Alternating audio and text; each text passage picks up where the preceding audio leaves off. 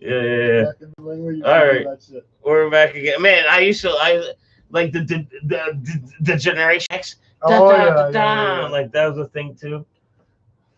The Generation X. Yeah. Man, one thing, me and my buddy, I'm not gonna say his name, but don't. but no, when we were in like grade 6 and stuff, we liked wrestling so much that there was this old dude who lived like on the side of our schoolyard, and we called him Old Man Pearson. His name wasn't Pearson. Sorry, we had to restart the stream, by the way. Carry guys. on. Old Man Pearson. But we were going to hide behind the wall of the school and throw rocks at his house till he came out.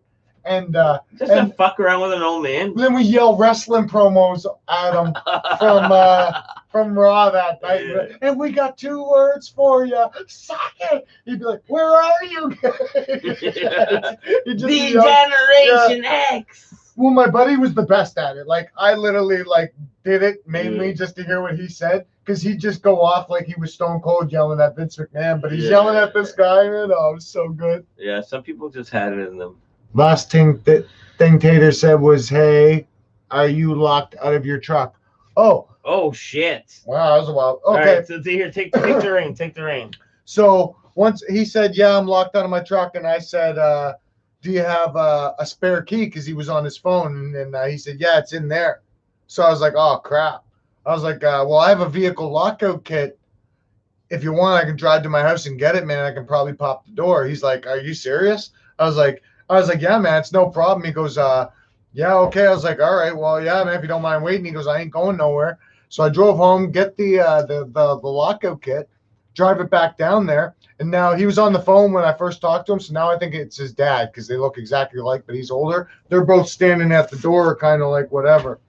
So I back up, I get out, I grab my tools, and I go, we should do it on the passenger side just in case. So we go to the passenger side. I put the wedge down in, and I pump up the bag until it separates the door and makes like a good little gap. Then I put the wedge down in there, and then I deflated the bag, and then I took the rod that came with the set, measured it to how long it was to the door handle, put it in through the top of the door, went to the door handle, and then popped his door, man. From the time I showed up probably to the time that his door was open was less than 2 minutes, but probably like 1 minute and 50 seconds. Like, yeah, he had side conversations like, "Oh, it's a beautiful day." Yeah, like if somebody was timing me, if my wife was in the car going like, "As soon as you get out of this front seat, man, I'm starting the clock, man," I could have been back in the car in 55 seconds and still probably have talked to him a little bit. It was so easy, but like, it was such a rush though, man. Like that was the first time I ever did that, man. And like, that would be cool. If you've ever picked a lock or anything like that, man, like the opening of a lock releases a dopamine to you. Do you have? There's a satisfaction of once you hear that click or once the thing rolls over, man. Do you have your lock picks on you? I don't. No. You don't have anything? I do have something that could make shift. All right, tell you what. If I lock you out, just a simple fucking thing, can you come in? Ooh, I don't know. All I got is safety pins in my wallet in case of emergencies. Show them your tools, and you think you can come in? I only got a safety pin. Hey, tell you what, you're in jail. You're in jail. You can even look around and grab your own item. Oh. Like, you know what I mean? Grab your own item. There's nails on the floor. There's a coat hanger over there. Little pair of scissors. You're not. Hey, don't fuck around. Don't break my lock, though. I won't. Nope. That's why I'm going to use these, because I'm not going to use anything that. But you think you can get in? No.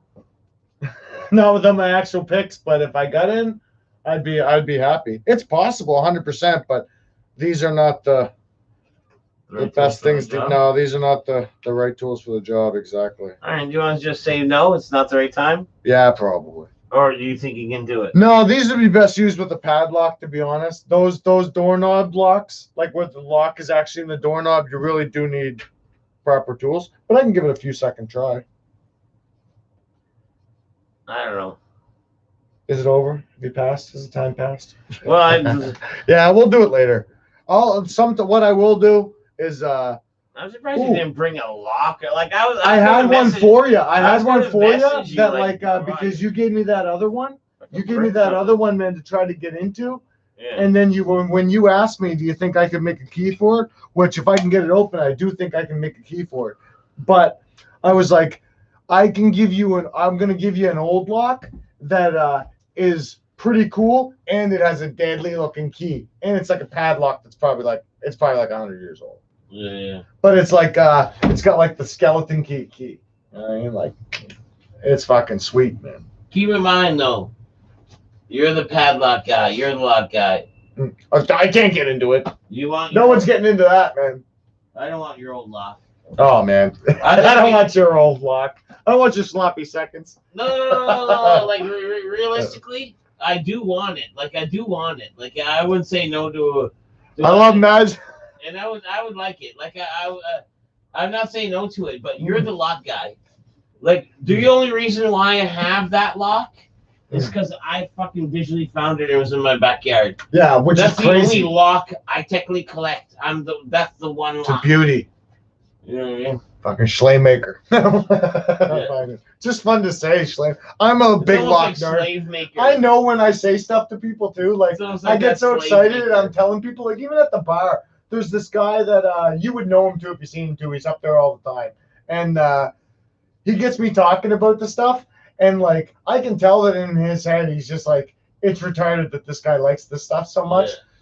But I can't help it, man. Is it the guy with the beige truck? No, it's he's a little bit bigger and he's got white hair. He's older, he's got white hair, and he always drinks. He always complains that his he's got to get one more and before he goes and meets the wife. It's either the parrot guy or it's the guy that's got the accent, the Scottish guy. He kind of wears glasses and he's always kind of looking at you like this.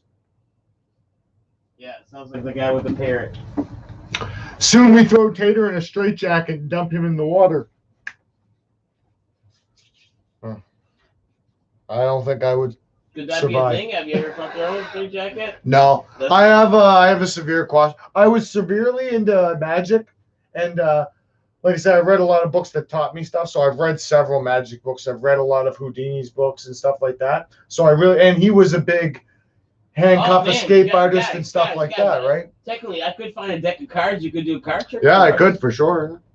I could Probably. maybe muster up a deck of cards. Yeah, think of a good one, yeah. For what? Is there 3 people? 5. 5? Okay, yeah. Is that worth a deck of cards? Sure. I think so. It's more than 3. Why not? Why the maybe fuck find not? a deck of cards. It doesn't have to be right now, but yeah, I'll find a deck of cards. Straight jackets. If I was in one of them, man, that's to me the scariest thing ever, though.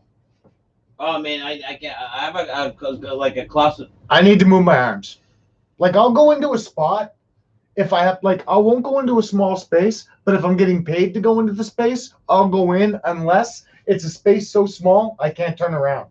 If I can't turn around, not happening. I have an issue. I'm not walking backwards through nothing. I have an issue where I hate elevators, and I'm also polite. Let's say, yeah. let's say I'm in a room, and this is from my PTSD from a child. Let's say I'm in a room. Let's say my main goal is like, oh, this is my main area. Like, I don't want to go in there. Like, this is technically my main area. If you're blocking my way to get there, I would be nervous the whole time until I get a clear path. And then that's why most of the time you'll see me. I'm the weird guy in the doorway. Like, I'll be the furthest away because I have the clearest path to escape. Not escape, just out of claustrophobia. Like, I don't want to be trapped between, even though we're not, it's not even walls, it's like human walls. So it's human walls. Yeah. And like, so for me to get to there, I might have to ask like 3 people to move or shuffle. Just I don't like that. I don't like someday that. When you you'll meet my wife eventually, man, and like this might not come up. So to say that you'll find that this is true is like ridiculous. But like it's 100%. I've been with her for like 12 years, man, and like we can't go to a movie unless when you pick out the movie on that screen, your seats. Yeah. When you go to the up the aisle, the spot when you make a left at the top and there's those 2 seats. Yeah. If I can't get those 2 seats, I don't go to the movie. Yeah, I don't like to be. Me and my wife have to be in those 2 seats. I have to put my feet up on there, not care about some muppet being in front of me and fucking having to kick him. If there's anything that happens, man, I can get the fuck out of there. If I gotta piss, I don't have to step over anybody. Nobody's stepping over me back and forth. She'll buy the tickets 2 days in advance, man, to make sure I get those seats. You're the king of your own domain because you got the aisle seat. I love those seats. Yeah, and I agree. I and the speaker's right there. That's my thing. You know what I mean? It was like, oh, the acoustic sweet spot's in the middle. It's like, I don't give a fuck. I only watch like horror movies, man. So I watch shocks. You know where you suck at? Yeah. No. The 3D movies. 3D movies, you want to be more middle. You want to be more middle, technically. So you know my fucking thing for a 3D movie is I'll wait till it's done and over with. Almost like let me catch it on the last week, where I can almost.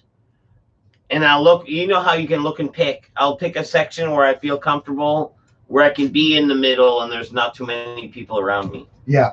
Like I'll go over the seat instead of crossing people. Like. Touch them, giving them either my ass shuffle or my crotch shuffle. Yeah. I'll go over a seat if I have to, if there's a clear run. Yeah. And like in your head, you would like to think that the person saw that and was like, because I would. You know what I mean? If I saw a person doing that, I'd be like, in my head, like, man, did that guy assess the situation and do the cool thing? You rat me out for doing that. Did that guy do the cool thing, man? Because most people don't do the cool thing. Man, you want to tell me? You want me to tell you a story about one of my fans? Yes, sir. This is heartbreaking almost to me. This is like an up and down. This is almost like if this was a movie, it would be played by Matt fucking Damon probably. So. This guy is like, oh man, track me down, super fan through one of my friends. Like, oh, you're friends with that poop? Local guy. And my buddy's like, yeah, I'm friends with Dead Poop. He said, my son. So he was like, yeah, I'm a big fan. Da, da, da. And then like that, he told a few people, created a little, like, might have got me 3 other, like, subscribers or whatever. Like, cool guy, super fan at this point. And anyways, he goes out of his way to recontact my buddy. He's like, man, I'd love for him to I'd love to meet him.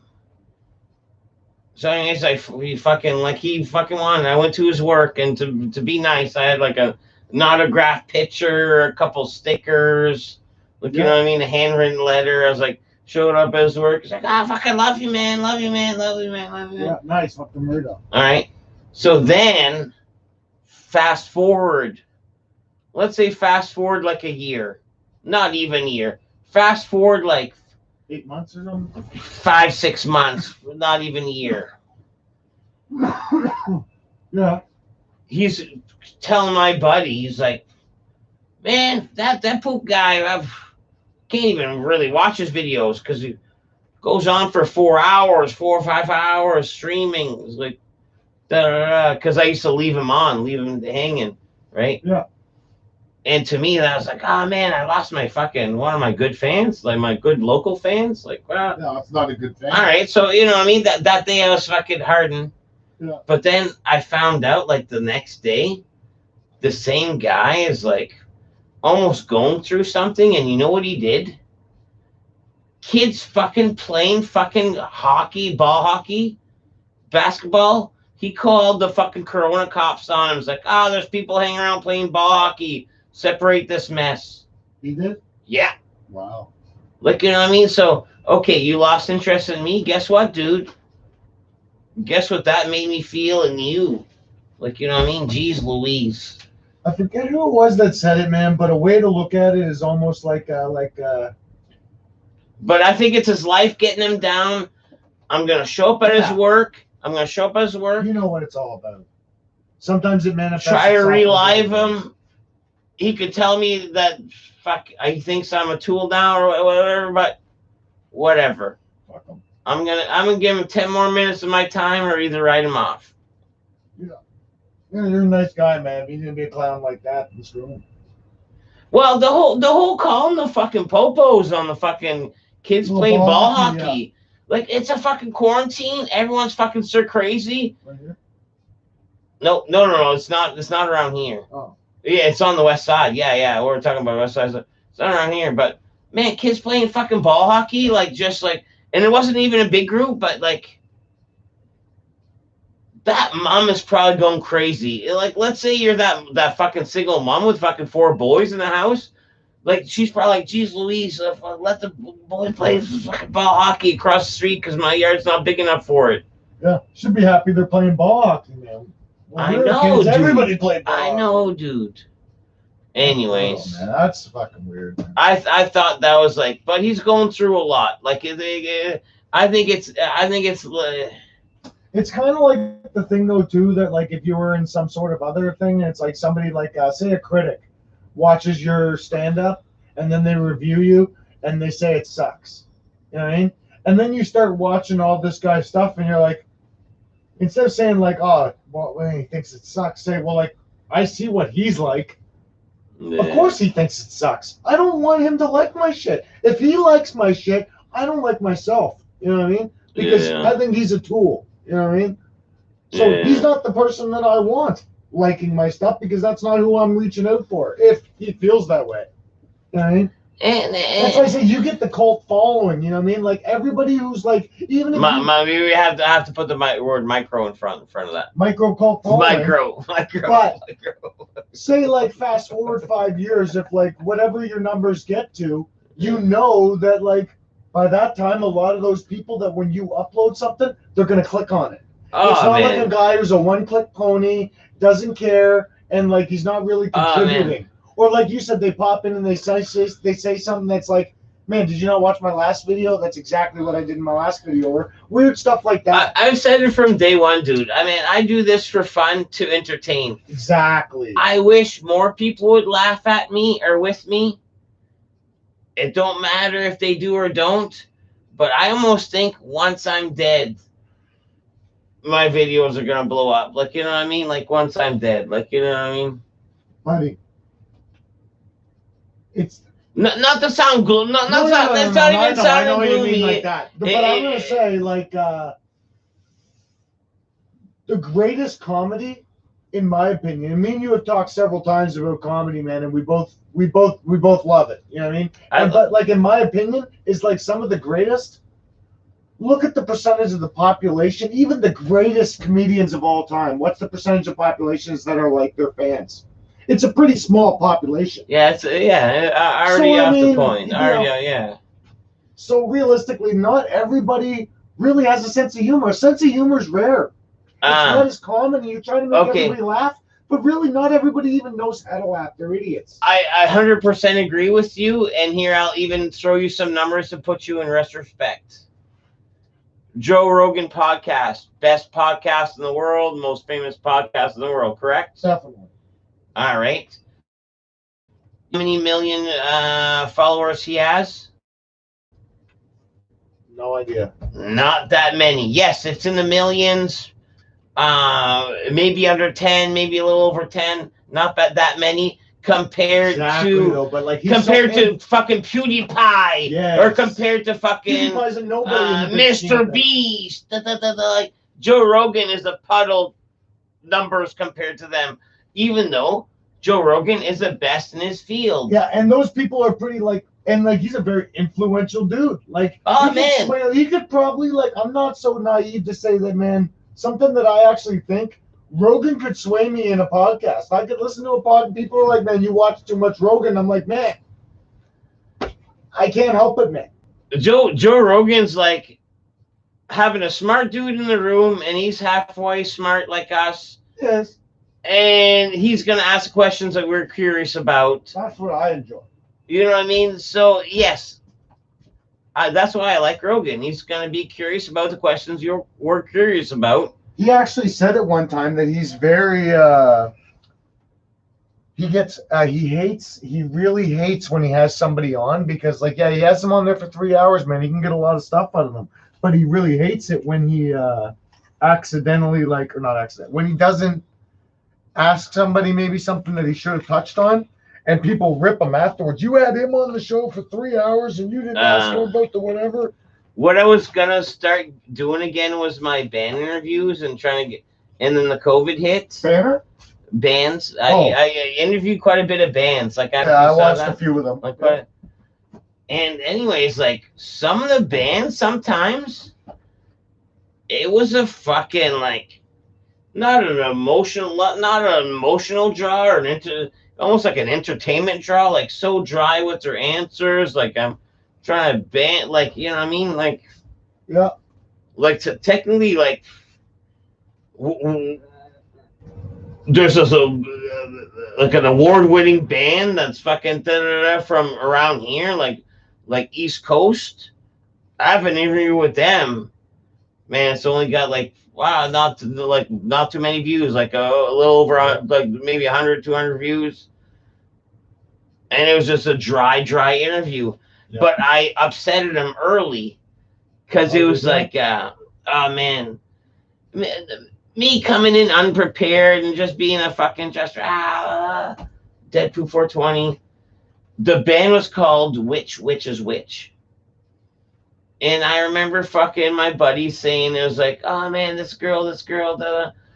So in my head right away it locked up that Which is Which is an all-girl band. A very popular, because the whole popularity thing didn't go away. Like, it's like, wow, they're coming. That's the buzz. And me, my head is an all-girl band, right? Mm-hmm. Okay. Yeah, witches. Yeah. So unlike and I've even tried to be professional with this one.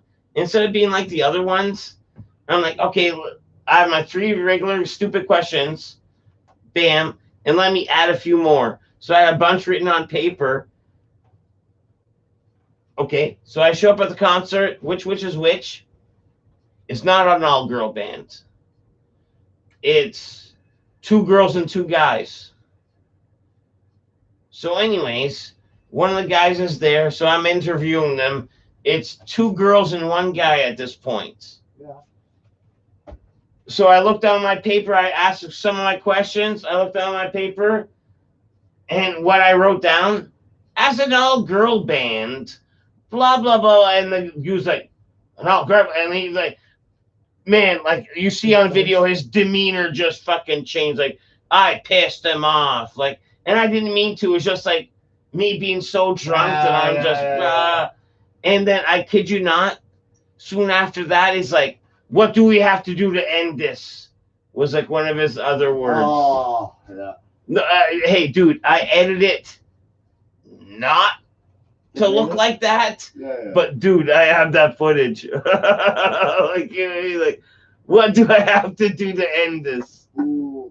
Like, you know what I mean? Like, that was harsh. Yeah, the only way you could have saved that has been like, Rob Logan's in his house. What? Hey. Rizal Blazogan. Rob, when are we getting together for the next one? Like, what's your quarantine situation looking like? When can we get together for a stream? Anyways, let me look up, man. Like, geez Louise, Kinka's in here. Like, we missed a lot of these. Oh, we missed probably fucking just fucking. We missed a lot of these.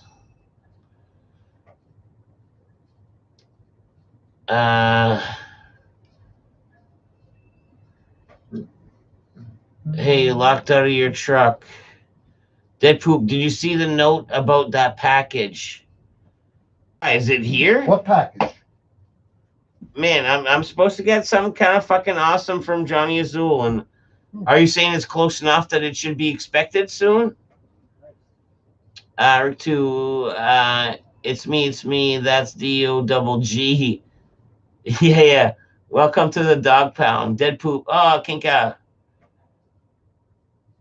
Did the guys offer you to tip? Yeah. Soon we throw Tater that straight jacket dumping out. Did you already read that one? Yeah. Oh, message. Hey. Jeez Louise. Joe Rogan, 8 million. Yeah, see, that's what I'm saying. That's the numbers I was throwing at. Yeah. Johnny Azul backed it up. 8. Joe Rogan, 8 million. PewDiePie, 104 million. Yeah, it's foolish. Like, don't get me wrong, man. And Joe Rogan is the fucking Wayne Gretzky of it. Oh, man, he's stuck. Like, you know what I mean? Like, not hating on PewDiePie, you know what I mean? As he's older, I don't mind watching him do one of his videos. Like, I mean, when he was younger, he drove me crazy, but now he's older. As soon as you hit the millions. Oh, yeah, I mean. Either it's 1 or 20 or 1 or not even 1 or even under 1, but you tend to use the word million to describe the number. Just Yeah, like 'cause it's closer. 899 or something. Like 3/4 of a million. Yeah. Like, you know what I mean? Yeah, As soon as you half a million. You're there. You're there. What up, Dead Poop in the Poop Head, says Red Beard. Fuck, scroll up and read the third message on the chat. Missed all 3 times. No, I think he sent that because I just, unless is that new? Fuck, scroll up the third message in the chat. You missed it. Oh, the 3D glasses darken the screen. It's better to see a 2D movie.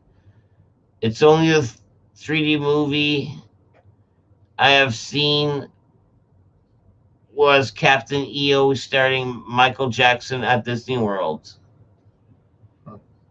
Yeah, we're fucking East Coasters, man. Like, we have nothing like that shit. Yeah, there's no world. Like Epcot Center. Oh, like, wait, there's Niagara Falls, Ontario. You go to Marineland is a place. And that's probably not even around anymore. That's probably like tortured animals or something. Everyone loves Marineland. Friend you miss, a great big kiss. Everyone loves Marineland. Yeah. Upper Clements Park. I remember Rainbow Valley was my fucking go-to. Rainbow Valley. That was the bomb. I remember there's like, for some reason, Rainbow Valley, one specific thing I remember, there's like this big old tree and there's like a talking owl in the tree. I don't know if it was like dude in the back with a microphone that talked to you, but it was very memorable as a kid. It's like, no doubt. It's like, I'm pretty sure I had a conversation with a tree with a wooden owl. Yeah, they give you ayahuasca before you went in there. I was a kid. I don't know what I don't know what was in that cotton candy. Ayahuasca. I don't know what was in that cotton candy. What up, Rob? Says Johnny Azul. Packages at the post. Ready for pickup. Ah, dude. Nice. Dude, I don't even want to, Johnny, I'm not going to say what it is because maybe I'll do an unboxing or have a look at it. Anyways, I don't want to spoil the surprise for everyone because I want the surprise.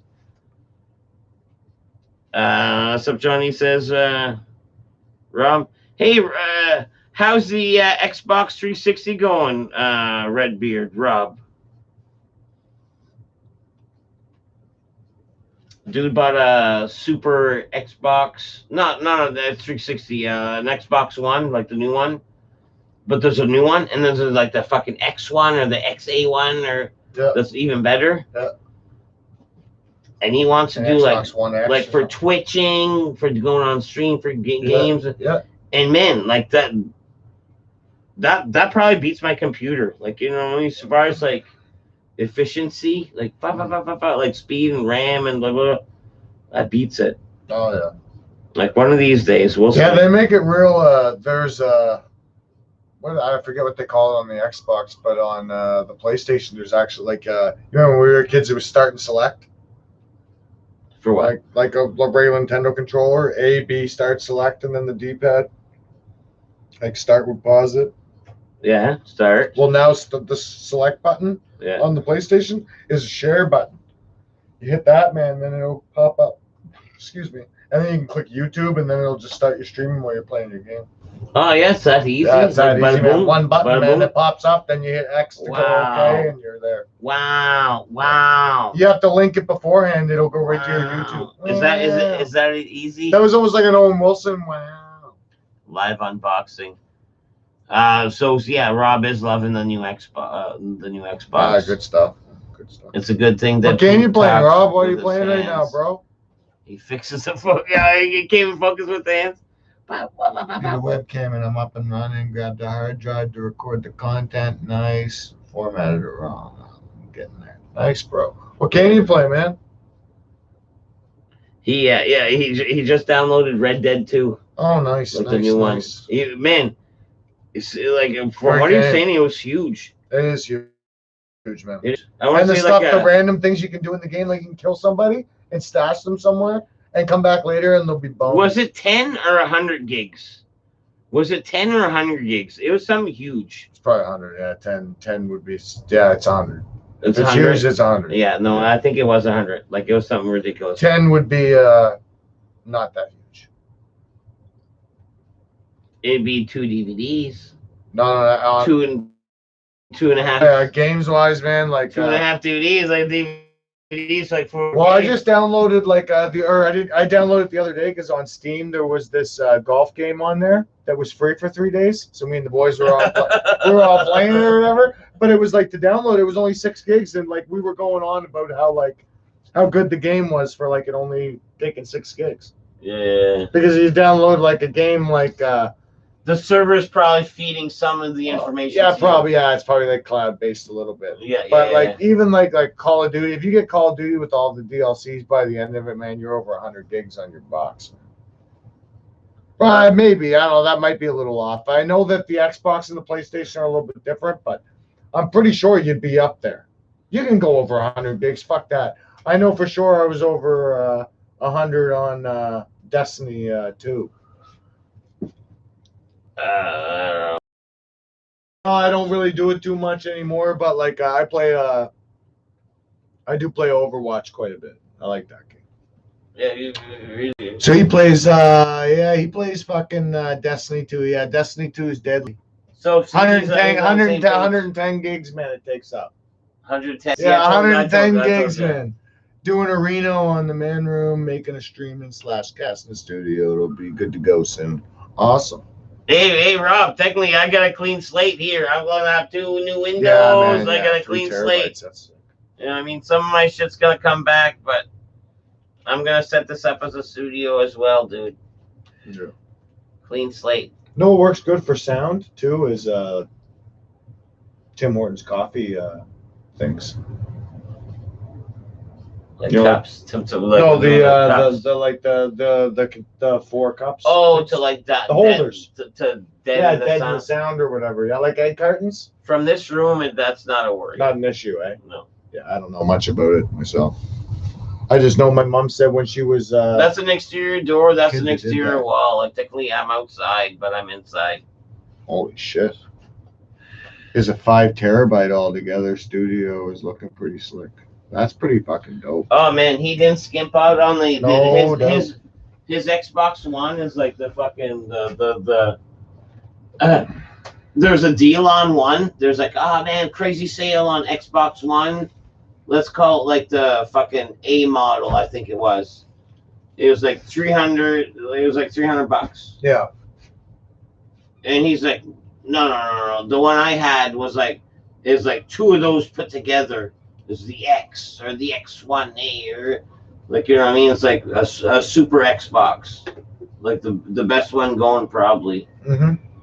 So I'd imagine that would be comparable to probably the best computer going right now. No. It has so much RAM that it could run anything smoothly. No. It could run anything so smoothly though. No. The best new Xbox? No. Here's the difference, right? Like, there's nothing against the consoles and stuff like that at all. They do an amazing job with what they do. You're going versus computer. Versus computer. But versus a computer, we'll go with PlayStation because they number them. You know what I mean? PlayStation 1, 2, 3, 4, 5.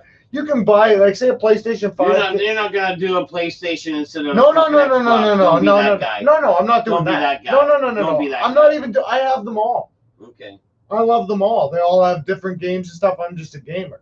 But at the end of the day, if you have, say, a PlayStation 4, you could buy a PlayStation 5, or if you have the price difference is what kills this comparison, or you could have a PC, which is essentially like having a PlayStation 8.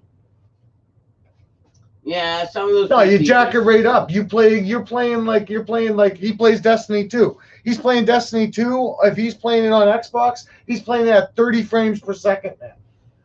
Even Call of Duty on the Xbox is at 60 frames per second.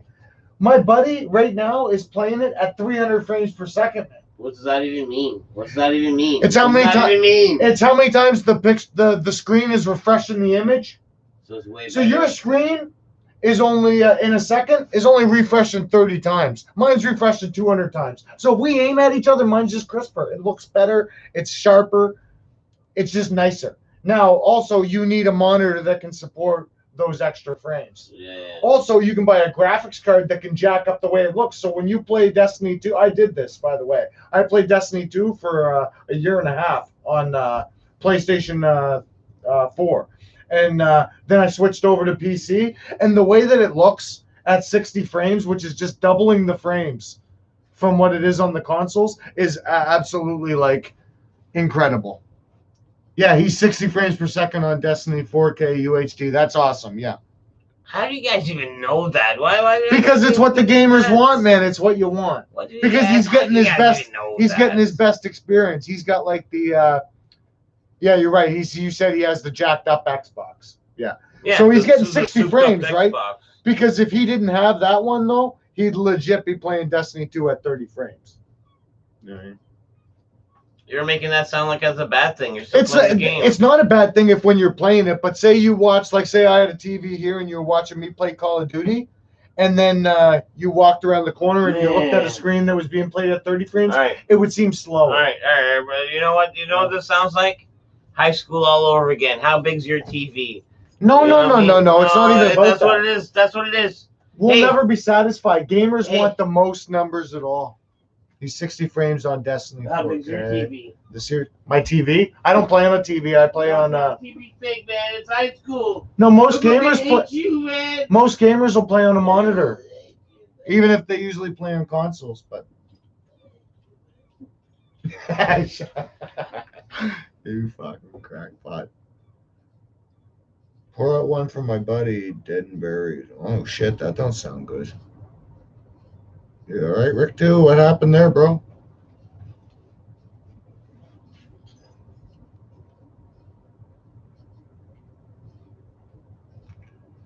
The Series X coming out this winter will be comparable to a current high-end PC. Yeah, that's right, for sure it will be, and that'll be the better. That'll be the better option too, because PCs are too expensive, and somebody who's not into getting all into that crap, man, doesn't want to even bother getting into it. You can't.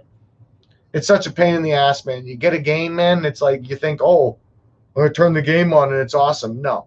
Most games, man, if you're playing like Call of Duty or something like that, or Destiny 2, you can go look this up on Google right now, what all the guys will do, they have an amazing PC, but they want it to play online better than everybody else. So they'll turn down all the textures, they'll turn down all the shadows, they'll turn all that crap off. So you have this big PC that pumps all this crap, but you turn it all off when you play online so that you have better response times and more frames and more consistency.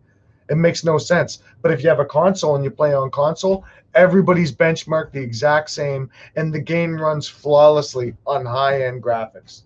That is a good thing about the consoles. And the next consoles are going to be amazing. I think after that, man, you're just going to be plugging your phone into the TV anyway. Consoles are more meant for quicker outputs. Like it's almost like. Oh yeah, they're great. Like I said, I own an Xbox One, I own a PS4, and I own a PC. I don't hate on any of them. Like Rob's talking about running a whole fucking. He's got the best setup you can get right now for fucking Destiny. His whole system out of that souped up Xbox, and man, to me, that sounds super simple. Like an Xbox is all like apps and buttons. So all those like fucking things, that's going to be super simple for him. More than a computer, I think. My buddy was a legend. Rip. Is that your My Buddy on your page?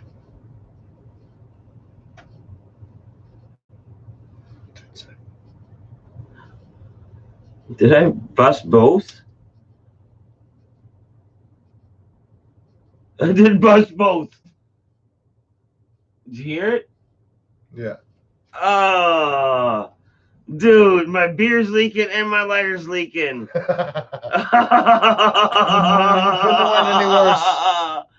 Dude. Can't teach that. Oh, man. Where's the lighter? Let me put a lighter to the lighter. No, I shouldn't. Like, we don't have nothing to put it out in. Man, we're like firefighters. No. I can't. Not with this recent fire. All right, let me. Oh, there's my filter material. Okay, first off, let me open my beer. I can't have a fucking leaking lighter. That's silly, though.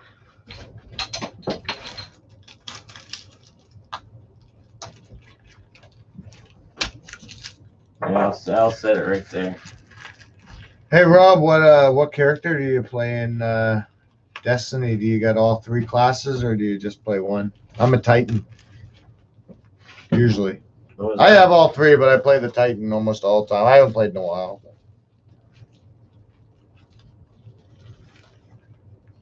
My friend, man, is like, I gotta say, probably in St. John, man, he's got to be the most hardcore dedicated Destiny.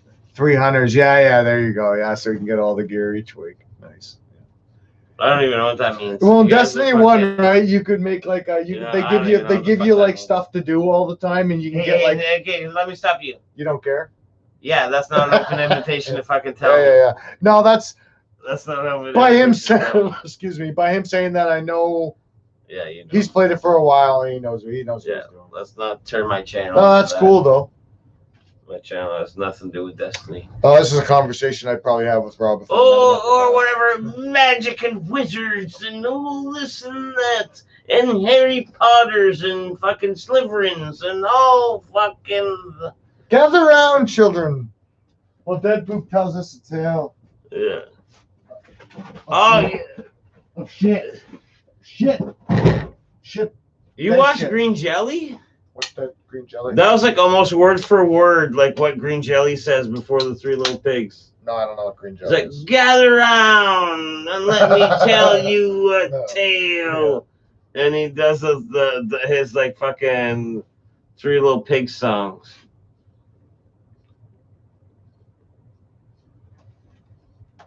Did you miss any of these? You got all these or what? I'm trying to figure out what one of them means right now. Which one? Like, where are we at? Rick 2's last one. Do you guys have any boil home remedies? I like a boil. Oh, maybe boil? Like, what's a boil? I like. Oh, for a boil, like a bee. Oh, okay, I thought you meant like boiled water. Well, put a needle through it. Is that what a boil? Like a pocket? Like a fucking blister pocket? No, they would have said blister. Do you remember when we were kids? They had that I wish we had the book, man. They used to have it on TV, the Book of Home Remedies, man. Yeah, I know that one. It's probably got fucking something right in there, man. Grandma's. Like that, yeah. Oh my God, my shit's all gone, man. I had a book, an encyclopedia. I had an encyclopedia. My nan, man, I'm telling you, this is gonna sound like I'm making this up. I'm not even joking.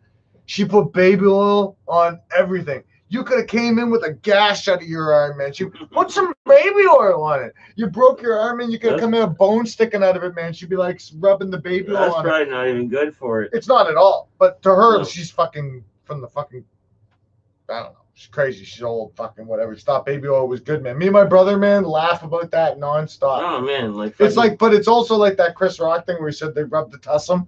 Robitussin. Yeah. Robitussin's good for everything. But my nan was like that with baby oil, man. Oh, man, we had like cod liver oil. What does that even do? What does that even do? Fucking, probably something good for you. Cod's fucking probably. All right, so pop that shit like bubble wrap. Better lance that shit, Rick, too. Yeah. Well, a good lance is you put a needle, and then you have the thread in the back, and then the thread soaks up the liquid after you go through. That's a good little trick to fucking pop a fucking.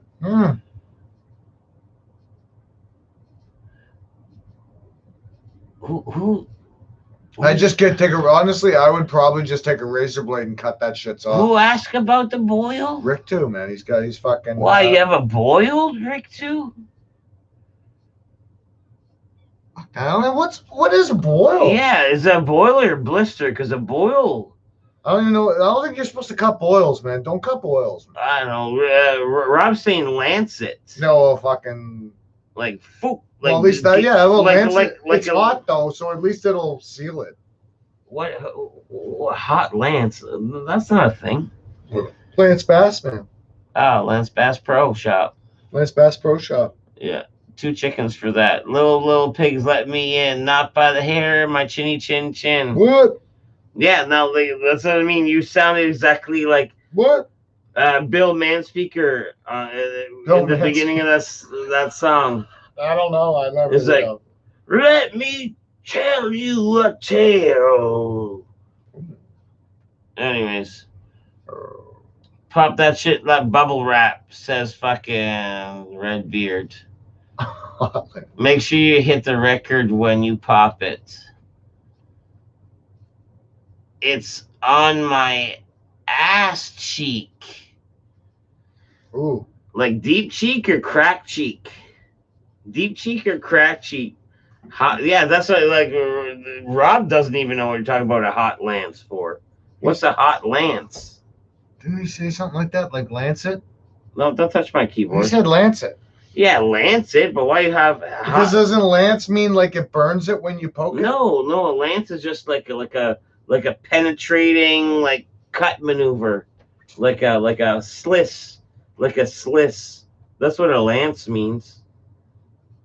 Man, the people answer. You don't have to Google it. The people will say it. Why did my brain think that? Is my brain flawed? Probably. No, I'm gonna see. Not cracked. That's crazy. So it's like butt cheek. The wifey's. Pop to boil, warm salt water, bath Ricto, clean it after and repeat. Actually, that is a thing. Like, you know what I mean? Like a hot bath water. Let's say let's call it boil a super pimple, and if you do want to cut it open, like that hot water will make the fucking top skin a little easier to get through. Like, you know what I mean? That's what I fucking heard. On the cheek is probably ingrown hair gone wild. Yeah, let it get as big as you can get it, man. Then make a video of you popping it. Oh man, I don't even fucking know, man, dude. Are you on TikTok? You're not on TikTok. So I'm on TikTok, and for some reason, you know what TikTok suggests for me every now and then? Pimple popping videos, and I'm like, go. I'm not about like you like swipe up for the next one on TikTok, and I'm like, no, that's not. Does it have the? You don't like them at all? No, dude. Does it have the feature like YouTube? On YouTube, when they suggest something you don't like, you can tell them I don't like this. I don't like it enough that I want to linger around to start. There might be a good buttons. Pop you want to see someday. No. You want to see a good pop? I don't think I like so. it. I like watching those big pops. You get the ones on YouTube where they put the plate underneath them, and then they pop it. And it well, this one time, when I was younger, like my nose, let's say like up close, you push it up. When I was younger, yeah, with it was just, there'd be a few squeeze spots, and I was like, oh, that's pretty cool. But I'm not gonna watch the videos, dude. I don't want to. That don't mean anything. Some of them are cool. What, you watch pimple popping? I have. That's different. Hey, they be out there, man. We out here.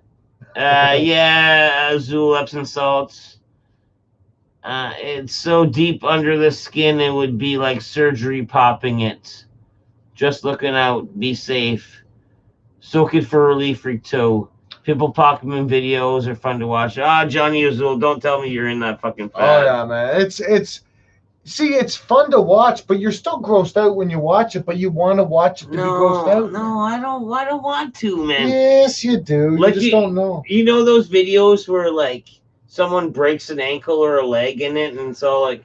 Yeah. No, I can't. I watch like sports injuries on YouTube, man. The boys like, how can you watch that shit, man? Yeah, like, exactly. Man, how can you watch? It's like watching a horror movie, man. Where you're like, oh. You sick fuck. You sick fuck. Maximum number of attempts. What the fuck are you talking about? You get. Pardon my francaise. Fringlaise. A franglenose. Whenever. Ever see the videos of people pushing bot flies from between their skin? Yeah, no, like I've come across all of it. For some reason, it suggested maybe because I linger on it too long. Yeah, it has nothing to do with the fact that your name's Dead Poop. And they think that maybe like that's the morbid type of shit that you're into. No. Like fuck, man. Maggots, yep. Send it his way. Pus, yep. Send it his way. I did change up my background. I know you could have. Yeah, it's my buddy. Yeah. My buddy. No, I didn't want to change it. I would have let the bloody poop stay there for as long as it was. You got this? You're gonna read it or what? I don't even remember where we left off, but ever see the videos? Probably 3 from the top. After they come home from the Amazon or some shit. Oh yeah, those flies videos or whatever. The bot flies. Yeah. Rec2 says no way too gross. WLG says when I was 15, I shot a BB into my knee and spent 3 days trying to dig it out with a coat hanger in a razor blade. So I understand things being too deep to pop or get out on your own. If it's like that, go to doctor. Yeah, for sure. Yeah, I had the weird pilonidal sinus. What is it? I guess it could be anywhere, but it's like it's very common in some guys, like right above the butt crack. The bump? A bump, it swells up, it's like an yeah. ingrown hair, it comes in back. Tail, yeah. Yeah. Took me a few fucking operations and stuff like that. Seems to be fucking fixed now, but yeah, it's a thing. Like a lot of people, like out of my buddies, like people are like, you know, it's above the butt crack. No one wants to really talk about it, but out of a few buddies I know like 3 right off the hop. Yeah, there you go. More common. Well, that's the thing. A lot of things are more. I mean, we're all different, but we're all the same, man. A lot of the things that are that generic, man, is like, fuck, obviously we're not fucking that special, man. Fuck, people get the shit, man. Yeah. Fuck. Oh, yeah. No, I hate, man, those little, what do they call them, skin tag shits, man. I got one under my eye one time, man, and you know how I got rid of it, man? I took, I don't think you're supposed to get rid of them. Yeah, Unless you got a fucking thing. No, you're fine, you're fine. I'm not a doctor, guys. Don't do what I just said I did, but I definitely did do it. I had a skin tag right on the skin underneath my eyelid, and I was younger, and it was like, I don't want that on my face. You know what I mean? Yeah. My face is perfect, man. I got this weird white bump underneath my shirt. I don't call it perfect. Well, blemish free. Calm down there, Leo. Now I got this white fucking. This is what I'm thinking, right? So I take toenail clippers, man. Oh snap! And I sit there and I constantly and I try to grip it without gripping the skin and just get all skin tag. So finally, get at the bottom base, that skinny zone. So I get it. And then I start pulling, buddy. I'm telling you, it stretched like that far off my face before it ripped, and there was a root on it and everything, man. And then it bled, and then it sealed up, and it was gone. What? But Is that what I have to do? I have a couple on my neck. I don't like. I don't recommend doing it. It hurt like a motherfucker. But if you don't mind missing a bunch of times with clippers on your skin, I mean, it hurts. Camera one time? Yeah, I'll rip it out. There you go. I took my buddy's stitches out on fucking camera. There you go. Rip a skin tag for me on camera one time. Rip skin tags, man. Fucking, I'll perform open heart surgery on you, man. No, I wouldn't trust you for that, man. No, you're all right, but let's go in and have a look, right? No, for what? I don't think I need that. I don't think I need open heart. Yeah. You know, one thing I heard that they can do now is if you have like high cholesterol or whatever, and your shit gets all clogged up. I heard now that like they can do it's almost like Drano for your fucking veins, but you can only get it done like once because it actually like thins it thins the walls. It burns like everything. Almost like taking away your enamel. Yeah. When I took that MRT course at fucking at work or whatever, they were telling us about it. It's like, man, that's fucking crazy. WLG when I shit, not a coat hanger, a paper clip. Oh, he meant to say he used a paper clip and a razor blade to take it out, or tried to use a paper clip. Made a hook out of it and stuck it in the hole. Oh man, that's crazy. Yeah. You remember with that WLG? Rick was going on with the fucking zit on his ass. Yeah, he said he understands Rick too, trying to get it out because he shot a BB into his knee or whatever. Oh, and then he tried to get it out. Yeah, he made a hook out of it, out of a paper clip, man, and put it into his fucking like. Yeah, that's rough, man. I remember my brother one time. You know how brothers are brothers. Yeah. I remember doing something fucking greasy to him. Yeah.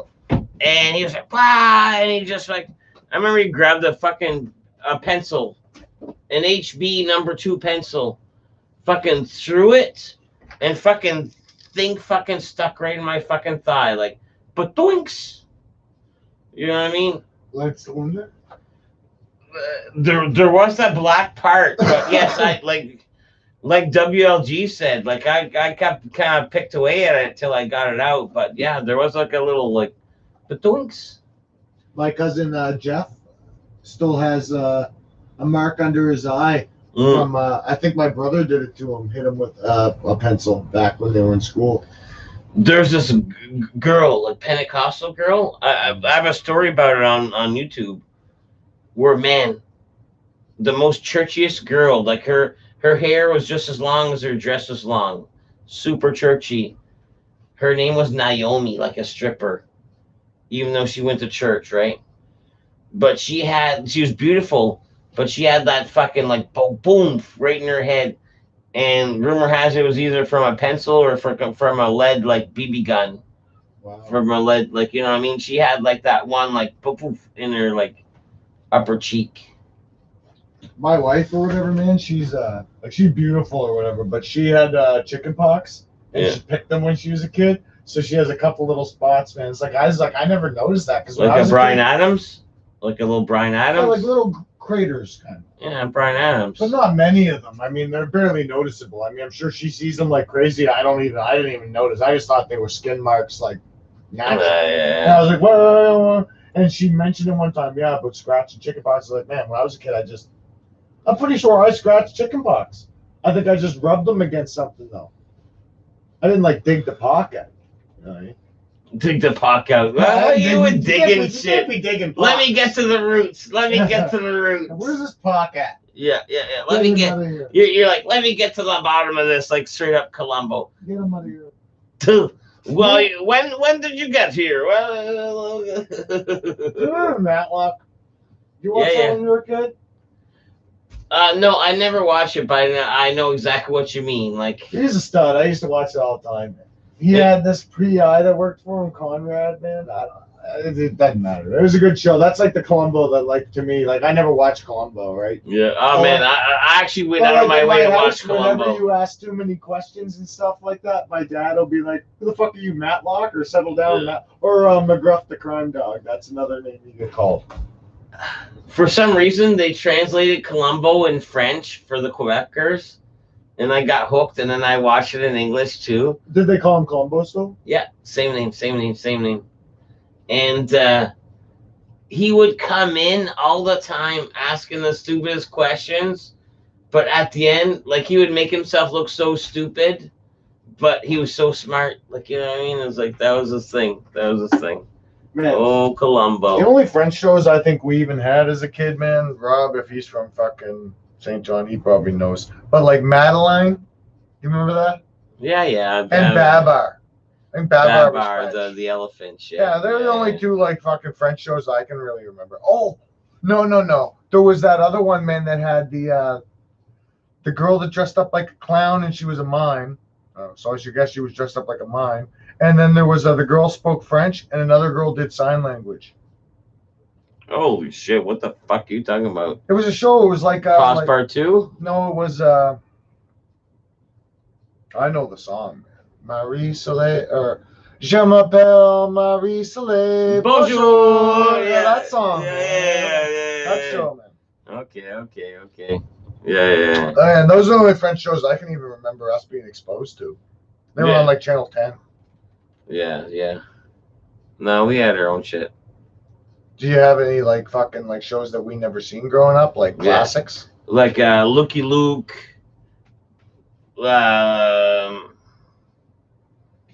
Tintin, Rin Tin Tin was a big thing. I had a couple buddies who watched Tintin. I never watched like Tintin. In the French world, that was a big thing. Was that originally French? Fuck yeah. Oh, I didn't know that. Yeah. He was a detective, wasn't he? Smurf was French. No. Like, I think it was Deutsch and then French and then English. Like Smurf was a big thing for us. Fucking man, Smurfs are deadly. But you want to go back? You go back and watch them. It's like It's stupid. It's not like actually funny, like to like Man. be funny, but like it's funny like when you go back and just look at them up, man. Like the shit they say. Honestly, man. there's not a lot of stuff that stands up to the test of time, really. No. Like a lot of it's like what No, like, it you doesn't try to really, rewatch it, it's like wow. It's only so good because of like nostalgia. Exactly. Value, you know what I mean?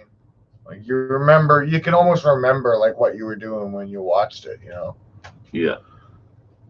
But you know what's weird about those old cartoons is like Astro Boy, man. Like Astro Boy has got to be like that's almost like a fucking Japanese anime, man. Legendary like Gaming in the his house. What? Did you watch Asterix? Oh, Belix. Yeah, Asterix was the bomb. Oh, Perry Mason. I remember Perry Mason. I read backwards. I'm a little fucked up sometimes, so I go backwards. That's probably why I don't read books. You know, if I read like an article, yeah, on like Google or whatever, if I click on something I want to read, I think the reason I do it is because I want to get to the bulk of it first. Get to the. So I go to the bottom and I read it. But one thing I always do, and I've done this my entire life, man, is I'll go to the bottom and I'll read it, and then I'll go backwards and I'll read all the rest to the top. That's not psychotic. No, it's not. But it's the way I like to do things. Makes sense. That's how you read. That's if how it's you interesting. If it's interesting, I'll go backwards. If it's not, well, I got the moral of the story already down here. You want to know a fun fact? Yes. Charles Manson used to read like that. Oh, that's not a fun fact. And also, what was the guy who shot Lincoln? John Wilkes Booth. Yeah, he did that too. Fun facts. Things you didn't know you didn't know. I'm just kidding.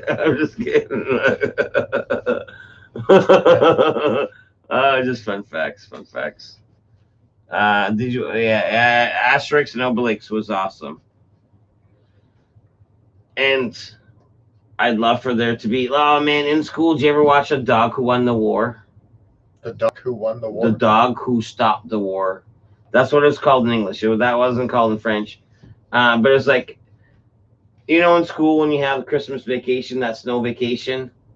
Like a winter carnival. No, like that fucking 2 weeks off. Oh yeah. All right, so it's like this was like filmed in Quebec, filmed in Canada, filmed in Quebec. These kids build a giant fort and they have a giant snow battle, and it's the whole summer. Everyone's fighting and on edge, and then eventually the fort crumbles and it falls on a dog and kills a dog. Spoiler alert, and that's what stops everyone. Like the battle's done. There's a dog fucking dead here, guys. Let the fighting be done, because everyone's heart was hurt. It was a great fucking movie, dude. Great fucking movie. And they made a cartoon out of it in pure English, no time. The real thing in like France, the real thing, it was better, but that's the thing. No, I didn't see anything to do with that. Sounds like something else though. Or the peanut butter solution. No, that doesn't sound familiar at all. Or my buddy who I work with is from Montreal, and I'll try to. He said it was big in Montreal, man, but it wasn't big here, man. He made us watch it, man. It's like this weird song on YouTube, man, that I never heard it before. I'll think of it. Just give me a minute. Okay. There was you ever see the Stamp Travelers? The Stamp Travelers movie? No. Man, our kids' movies, like my growing up movies in school, were way different than yours then. Yeah. We had a stamp traveling one. Never heard of it. Where a bunch of kids go stamp traveling all over the world just from traveling on top of a stamp with magic. Because I'm a running from you, and I was chasing. What's the matter, you? Hey, shut up in your face. Hey. You know, that's you almost got me. Keep going. I can't remember the rest of it. And what is this from again? It's supposedly something that was big in Montreal, man, back in like the 90s. It's like a music. It's like a song. I'll fucking play it. What's Mamma Mia? Matter you? What's the matter, you? Here, bring it to the mic. Once you have it, bring it to the mic. Is this it? No, this is an ad. Oh. There we go. I think this is it.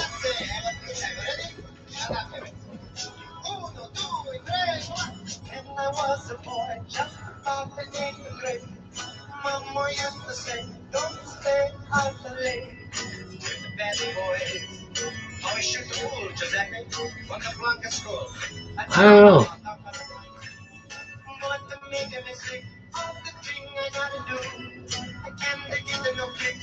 That doesn't sound familiar at all. It's the chorus that he liked. The rest of it's crap. So what's the matter, you? Hey, shut up in your face. Hey, here.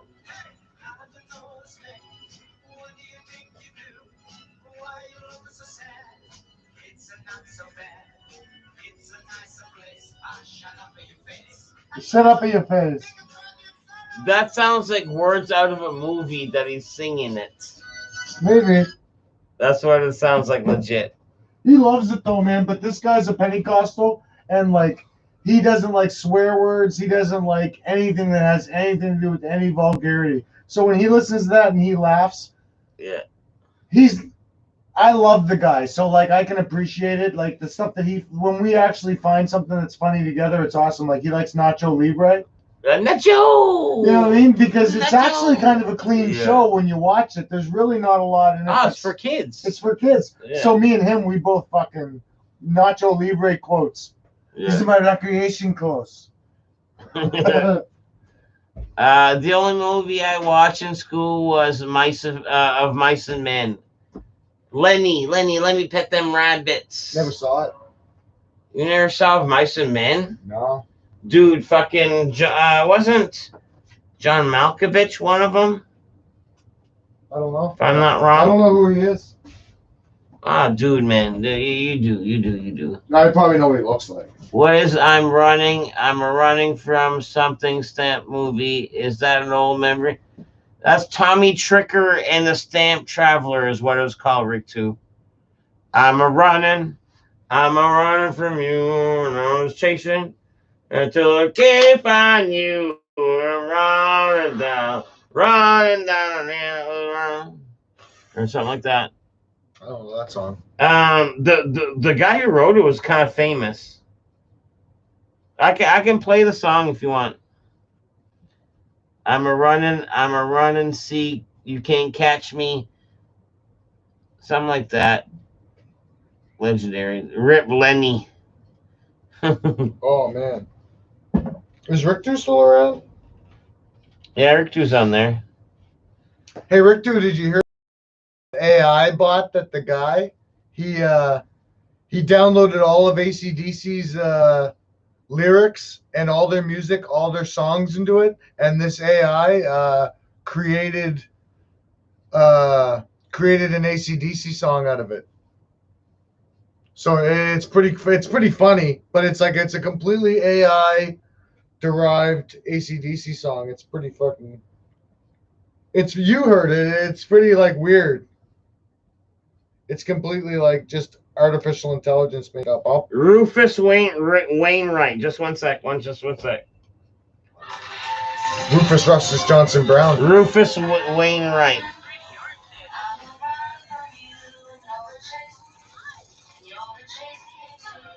Yeah.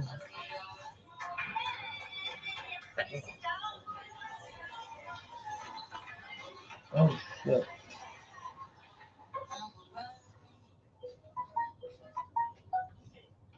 Yeah, let me just fast forward to the middle part.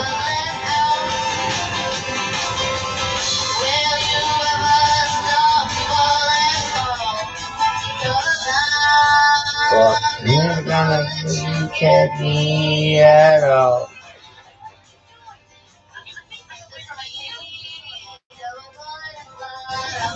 Rufus Wainwright. Yeah, so Rick 2 got it. He's Canadian. He's Canadian. Yeah.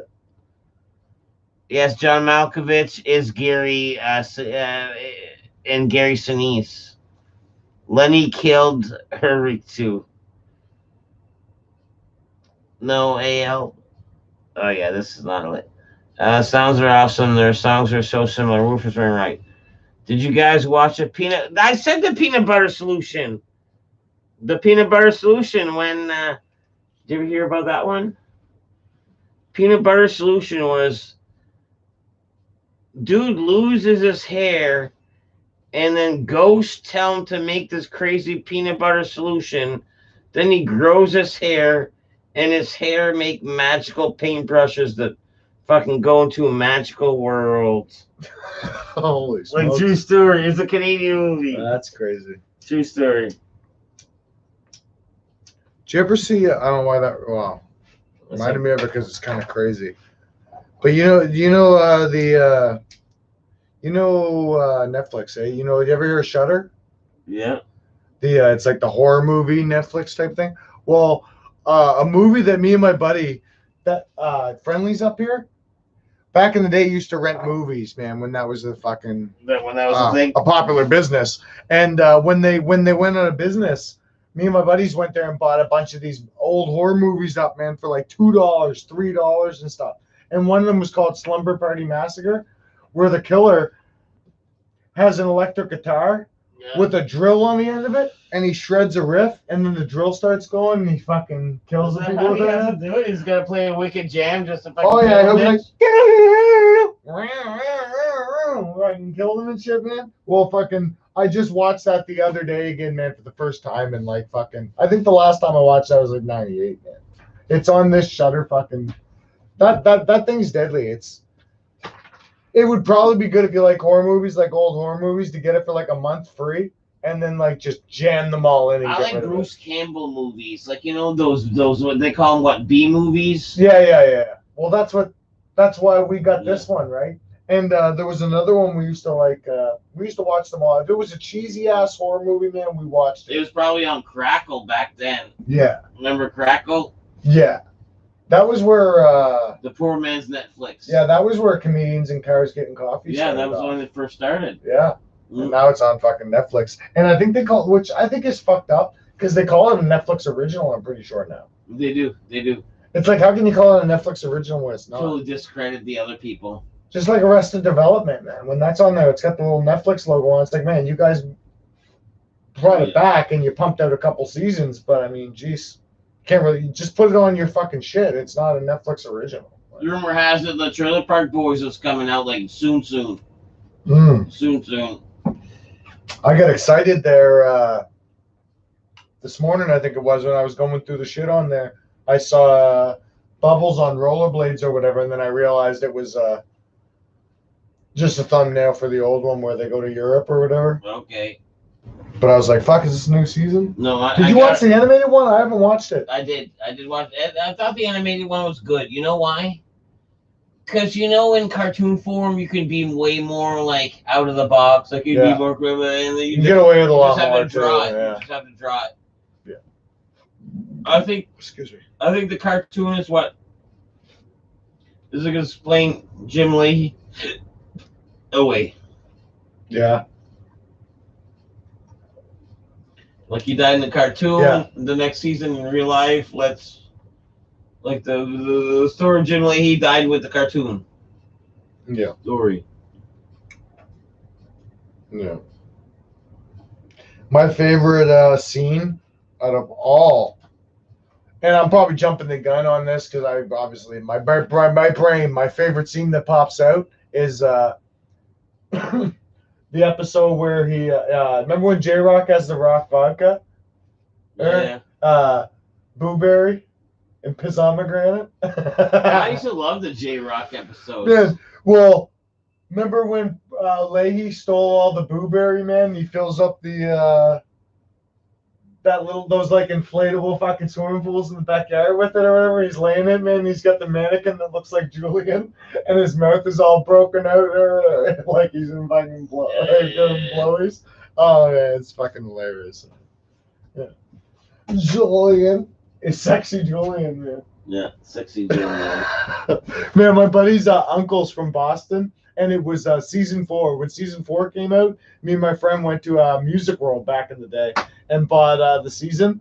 And he came up for my buddy's wedding, and we were showing him Trailer Park Boys. He's like, "This is unbelievable, man." He's like, "This is a crazy show." And then it was like 4 years later, man. It was like the movie came out. And it might not have even been 4 years. It might have only been a couple, but yeah, season 4. So yeah, it probably wouldn't have been. I remember much watching it after on that. Bravo, that black and white movie. Like I watched the Yeah, first black and white with movie the on Bravo. Dog Assassins. Yeah, or yeah, pet- like Pet that pet. Assassins. Yeah, Pet Hitman. Yeah. So good, man. Yeah, Bubbles ain't in that. Dude put it on his bald and pubes. Yeah, and then pubes grew out the bottom of his pants. Yeah, that was a part of that movie. The AC/DC song creates a computer. Technically speaking, that's still AC/DC. Slumber Party Massacre sounds freaking awesome. I added to my watch list. Oh man, check her out, bro. It's hilarious, man. Smoke some trees, fuckers. Yeah, we're all smoking some trees. We're taking Yeah. turns. Right. Taking turns. I am gonna roll another one though. Actually, I got it busted up already. See, that's what I mean. Like, is there even 2 people here? Like, one's taking care of the camera and the other one's like fucking smoking trees. Did you hear Mike Tyson's fucking I saw that. I saw his training video. Like, bah, bah, bah, bah, bah, bah, bah, like. well, that's a couple seconds. How's he gonna fare fucking 8 rounds in? No, he looked fit though. He looked fit. Oh man, I mean, I want to see what happens. It's the first time ever I mean, sure, a guy that old's going back, but I mean, when has a guy that old ever had the science to really make sure that he was in that good a shape? Man, you technically, you know, it would be a great fight. You know what? Like, okay, let the fighting world listen. Let the fighting world listen. Tank Abbott, Mike Tyson. Yeah, but what's Tank doing right now? Exactly. Mike Tyson hasn't done fuck all since this video, really. Oh, he's still an animal though. Exactly. He's scary. So is Tank Abbott. Like, you know what I mean? Like, yeah, but Tank could have started smoking crack, can't, man. He could be 100 pounds. Okay. So who do you see Mike Tyson's first opponent being? Like a legit contender? No. Then there you go. Who's his first opponent? You're right. Exactly. Yeah. Like something like a well-known. No, he's gonna hate him anyway, man. Why not put him up against? Like a well-known old guy that's already in the game that might. Well, I guess Holyfield's back to training too. I think they might be trying to look for some extra cash, maybe do a Holyfield Tyson 3. I don't know, man. Like honestly, though, I think Holyfield got him. Yeah, but he is training again. Holyfield got him. Like if that was it, like. But money talks. Even if Tyson knows he's gonna lose, what's the paycheck you could give him to make him do the fight? Man, I'm the #1 Tyson fan. Like I have like a fucking Mad magazine that I paid big dollars for because it's actually Tyson and Holyfield on the cover. And so, anyways, long story short, I know Mike Tyson through and through. Mike Tyson bit his ear off because he was headbutting him. He had the best of him. You kept leaving. He was frustrated because fucking Holyfield was better than him. Yeah.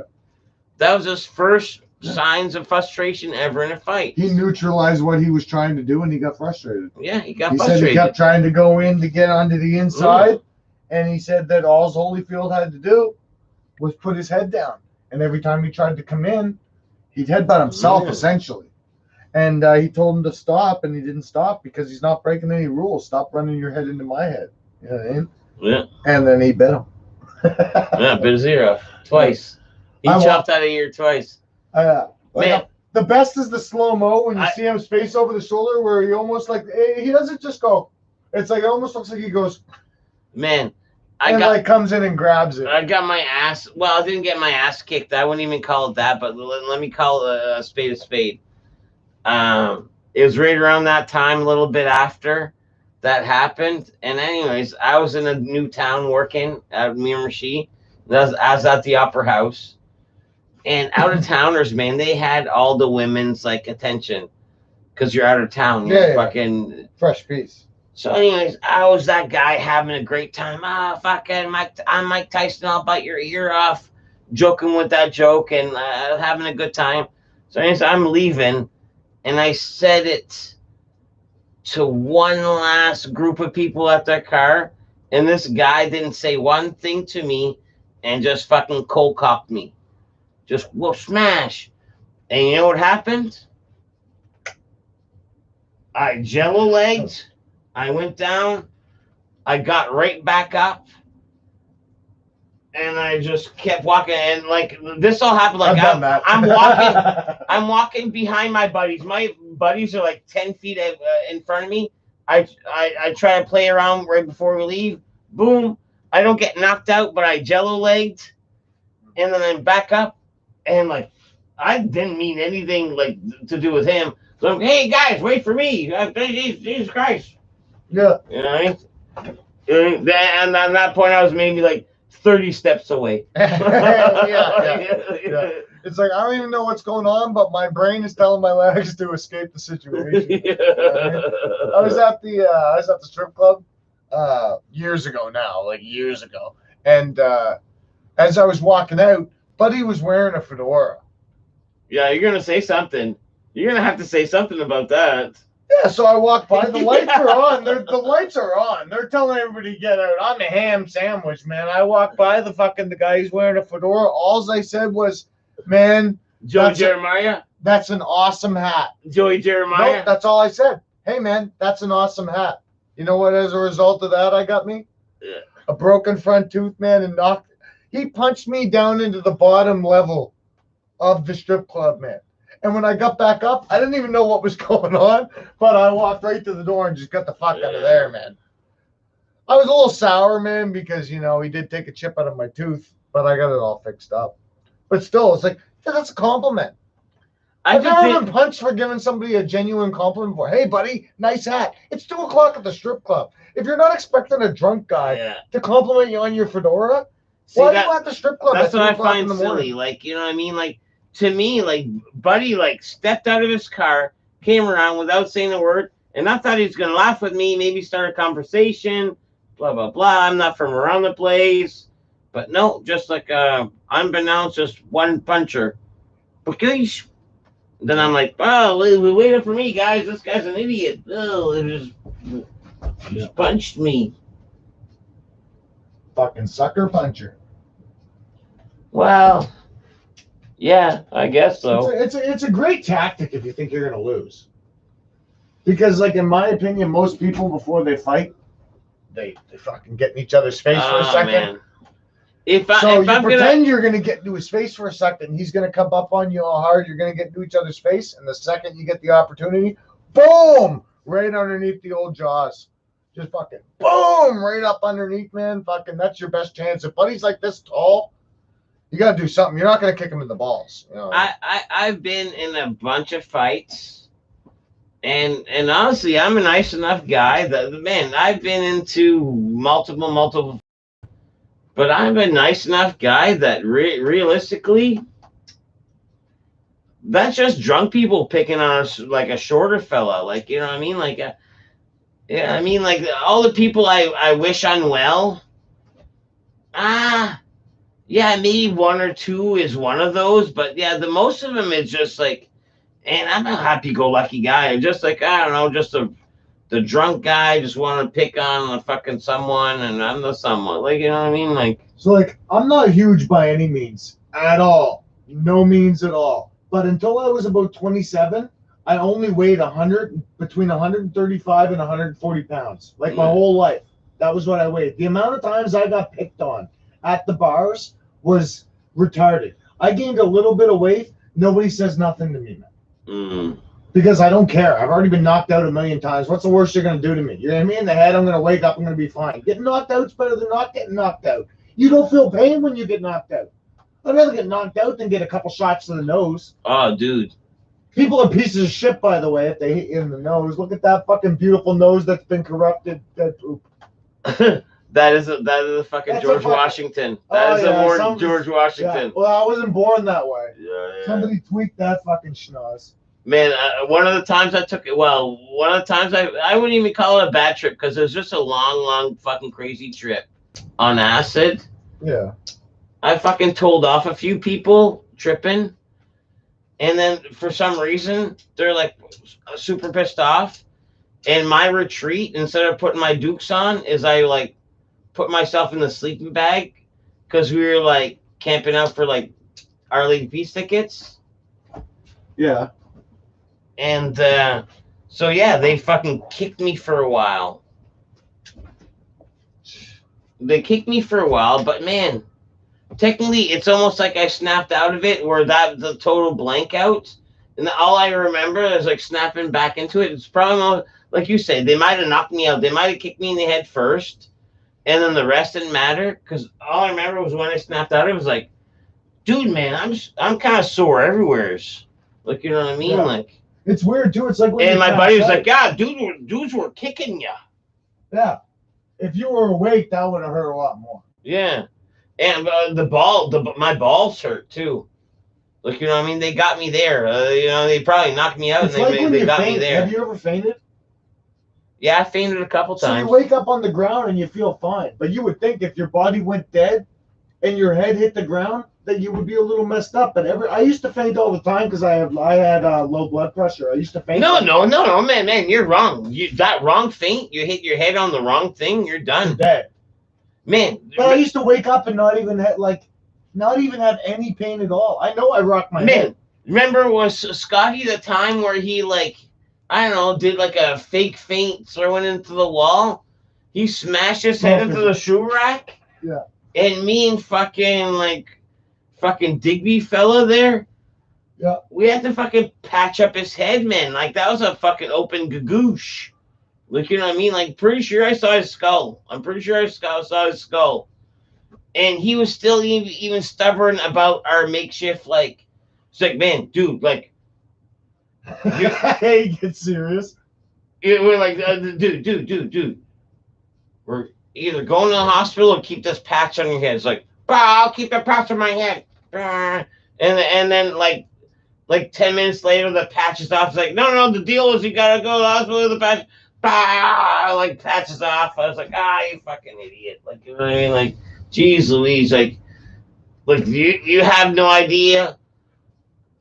Like, I'm surprised he didn't need stitches. Like, I'm surprised that took. Like, you know what I mean? Like, the gash I saw, I'm surprised that probably took. got a pretty nice little. If you rub your finger across it, you could probably feel a divot from where it healed, right? Because it never healed, right? Oh man, if he shaves his head, they got scars on their legs and shit. And you can actually it's like a dip. If he shaves his head, it'd be like memories, memories. Yeah. And he's like, oh man, remember that shoe rack?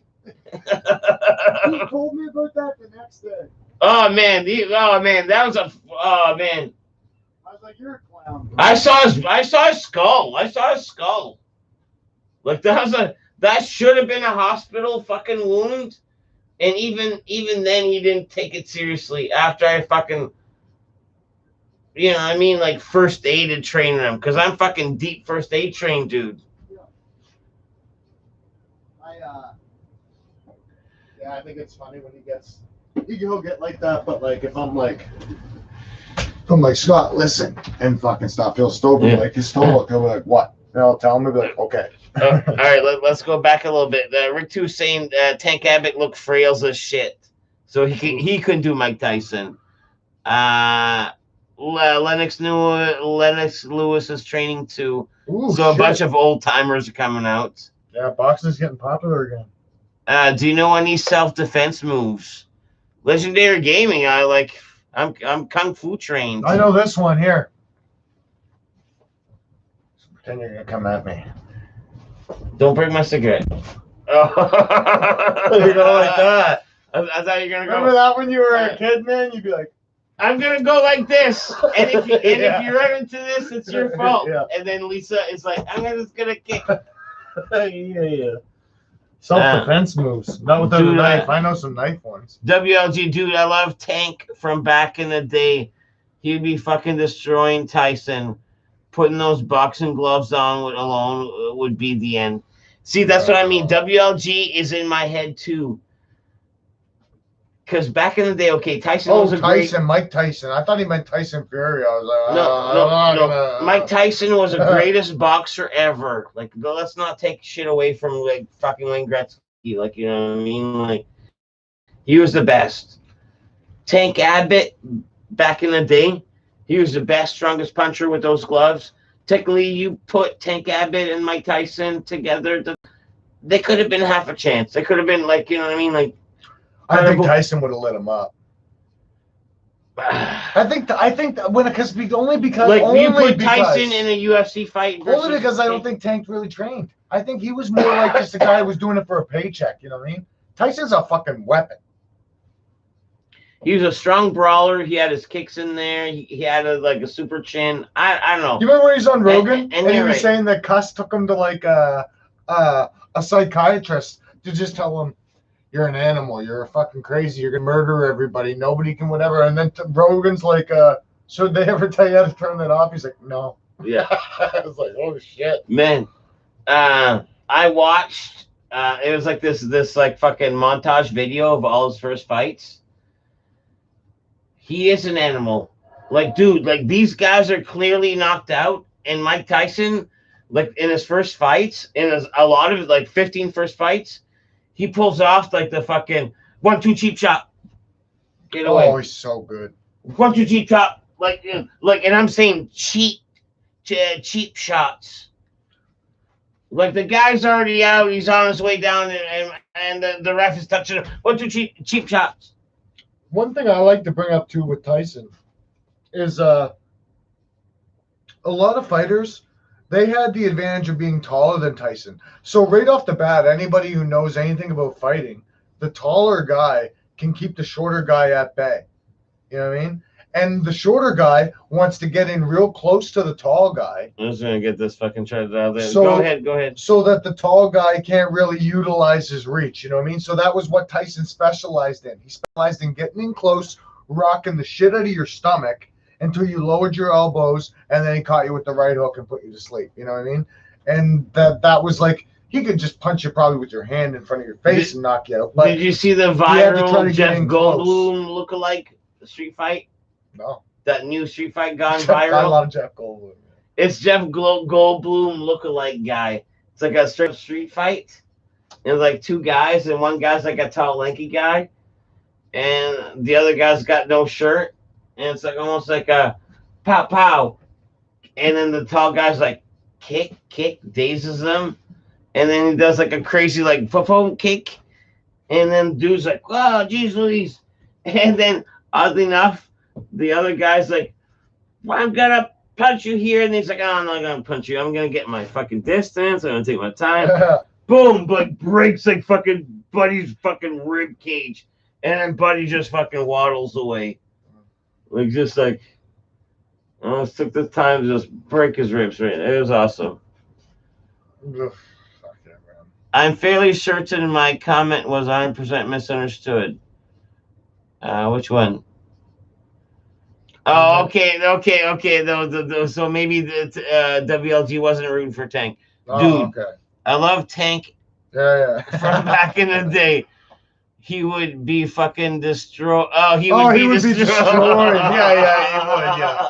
Tyson eat his dick like Kobayashi. Oh, sorry, dude. Yeah. I guess I was giving fucking... Yeah. I was giving too much credit. No. I was giving too much... Yeah. Tank can bang, but he runs from Tyson. Okay. Yeah. What's that symbol? What, this one? Yeah. That means like, oh, I agree with him. him. Okay, cool. Like almost like, see what's up. Oh, it's an arrow. I'm half upwards. blind, man. From here, it just looks like a dot. Yeah. It could have been a bird. You could have said that's a hummingbird, and I would have been like, oh, cool. Did the Green Hood almost murder that guy who decked you? No, he did. No, he actually, the guy Mirashi that fucking wobbled my legs, he actually loosened a couple of my tooth where I couldn't like eat. Like I was like almost like on like soft foods for a little bit till the fucking. He probably he lit me up. Like this guy lit me up for for a reason. I understand. For a reason. And you were the dude that was going to somebody else's school and taking all their chickies. Yeah, like, that never fares well. No, this was in school. This was like adulthood. This was like this was outside of a bar, like you know what I mean, like. Oh, it was just outside. Oh well, still though, you're the out of towner. And Mir Mashiv, you guys probably don't know where that is. That's like The middle of Oh, Bumblefuck. That's like the middle of Bumblefuck, man. Like everybody knows everybody. In me 100%. you know what the cool guy? Okay, Shallow gene pool. in a normal city, you know what's cool? A nice fucking leather jacket. Oh, leather jacket, you're cool. Not in Miramichi, you know what's cool? A fucking skidoo jacket. Yeah. A fucking bright colored. The camel hunting jacket. The weirder the color skidoo jacket, the fucking awesomer you were. Yeah. Like skidoo trumps leather. Yeah, what are you wearing? Fucking Nikes, man? No, just Dunlops. Yeah, a pair of Dunlops. Yeah, I got the fucking pricey work boots. Yeah. You know.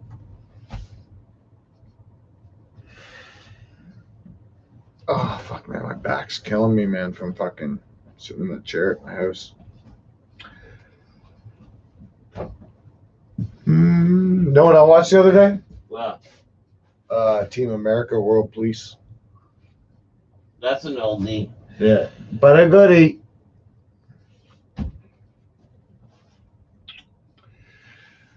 Beer, cry, beer, cry, beer, cry, cry. Ha.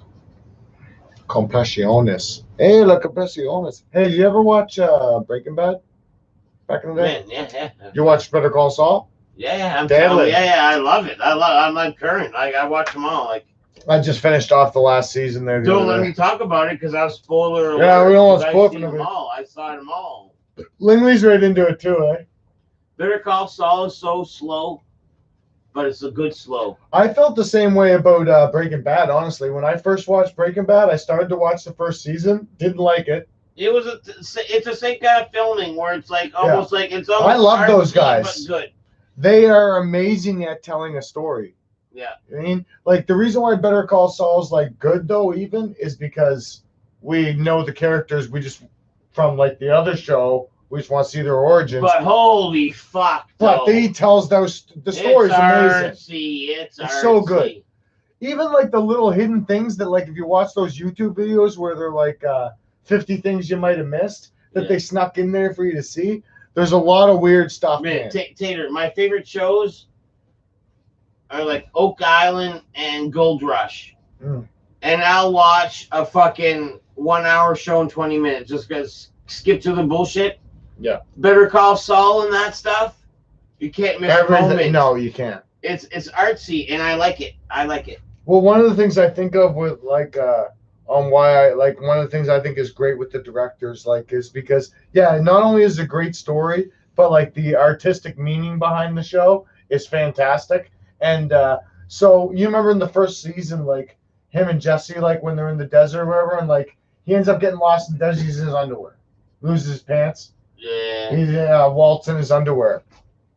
So later on though, in one of the later seasons, he's walking through the desert and he's all dressed in black. Black obviously symbolizing the change from white when he was good at the start of the season to black later on. Oh, is that what that's a little? Yeah, that's why he wears black later on because now he's more evil, right? So he walks in the desert. When he's in the desert and he walks by, you don't even notice it because it's not even completely in focus, I don't believe.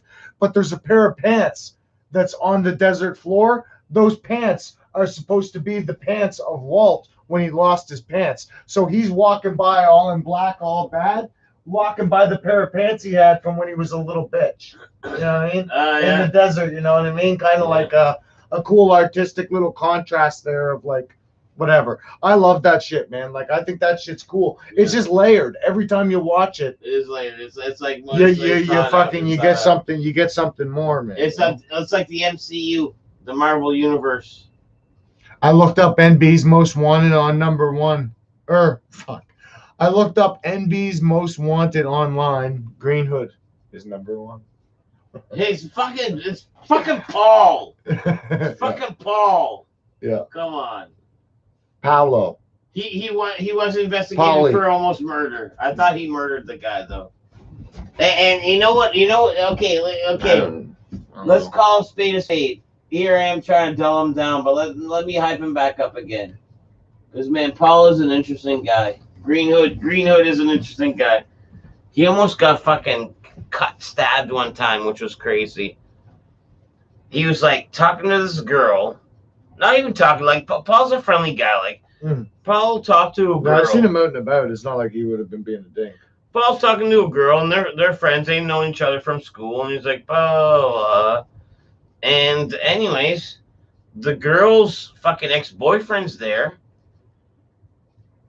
and all of a sudden, like Paul's playing the machines, and like dude's got like like a fucking straight up like fucking box cutter knife, like a like a razor blade knife. Yeah, Exacto or whatever. Yeah. It's like, dude's gonna get you, and Paul's like turns around, dude's gonna stab fucking Paul, and Paul does a fucking old like boom maneuver, and then a few people jump on him, boom boom, and they restrain him, and they, you know what I mean? Jesus, man, fuck. Like one box cutter move would have fucking been horrible. Yeah, that's horrible. That would go in like butter, dude. If I would box that creeps me out, man. That's I don't like slicing, man. Me neither, dude. Me neither. I don't like that. Okay. I mean, like a stab is bad, but like that slice is just like you catch it like a stab, you miss a spot, guy can get patched up. You slice the wrong artery, man. Like you're just a dick. Now you just go like that or something. Okay. Like, that's fucked. Stop cutting me for one. Cut you. Because I want to do an anti-cut fucking pact. Anti-cut pack. No cut. Yeah, like if ever shit goes wrong between us, never cut. Let's just beat each other up. Let's break bones and bruise each other. And then let's that be that. Let's not cut each other. Because, man, that's so personal. It's so personal. It's so greasy, dirty, and personal. The open. Yeah, the it cuts too easy. It's just gross. It's like those razor blades, man. Like from like the back of the day that you open up, man. They're like that fucking long, man. The fucking those things. Anybody who used that as an actual weapon is a dick. Like a legit dick. Unless the guy's a rat or something, and you're putting a rat scar on his face or something. Oh man. All rats should get rat scars on their face. Dude, I don't want to say too much info, but man, one time a fella I knew showed me a picture of a fella he didn't like, and the picture of the fella he didn't like literally had like fucking, let's say, samurai sword marks on his back with big old flaps opening. It's like, man, you did that to him? He's like, yeah, motherfucker deserves it. I was like, okay. Cool. Yeah. Cool, bro. All right, cool. Yeah. How you doing on your beer? You need a beer? Yeah. All right, cool.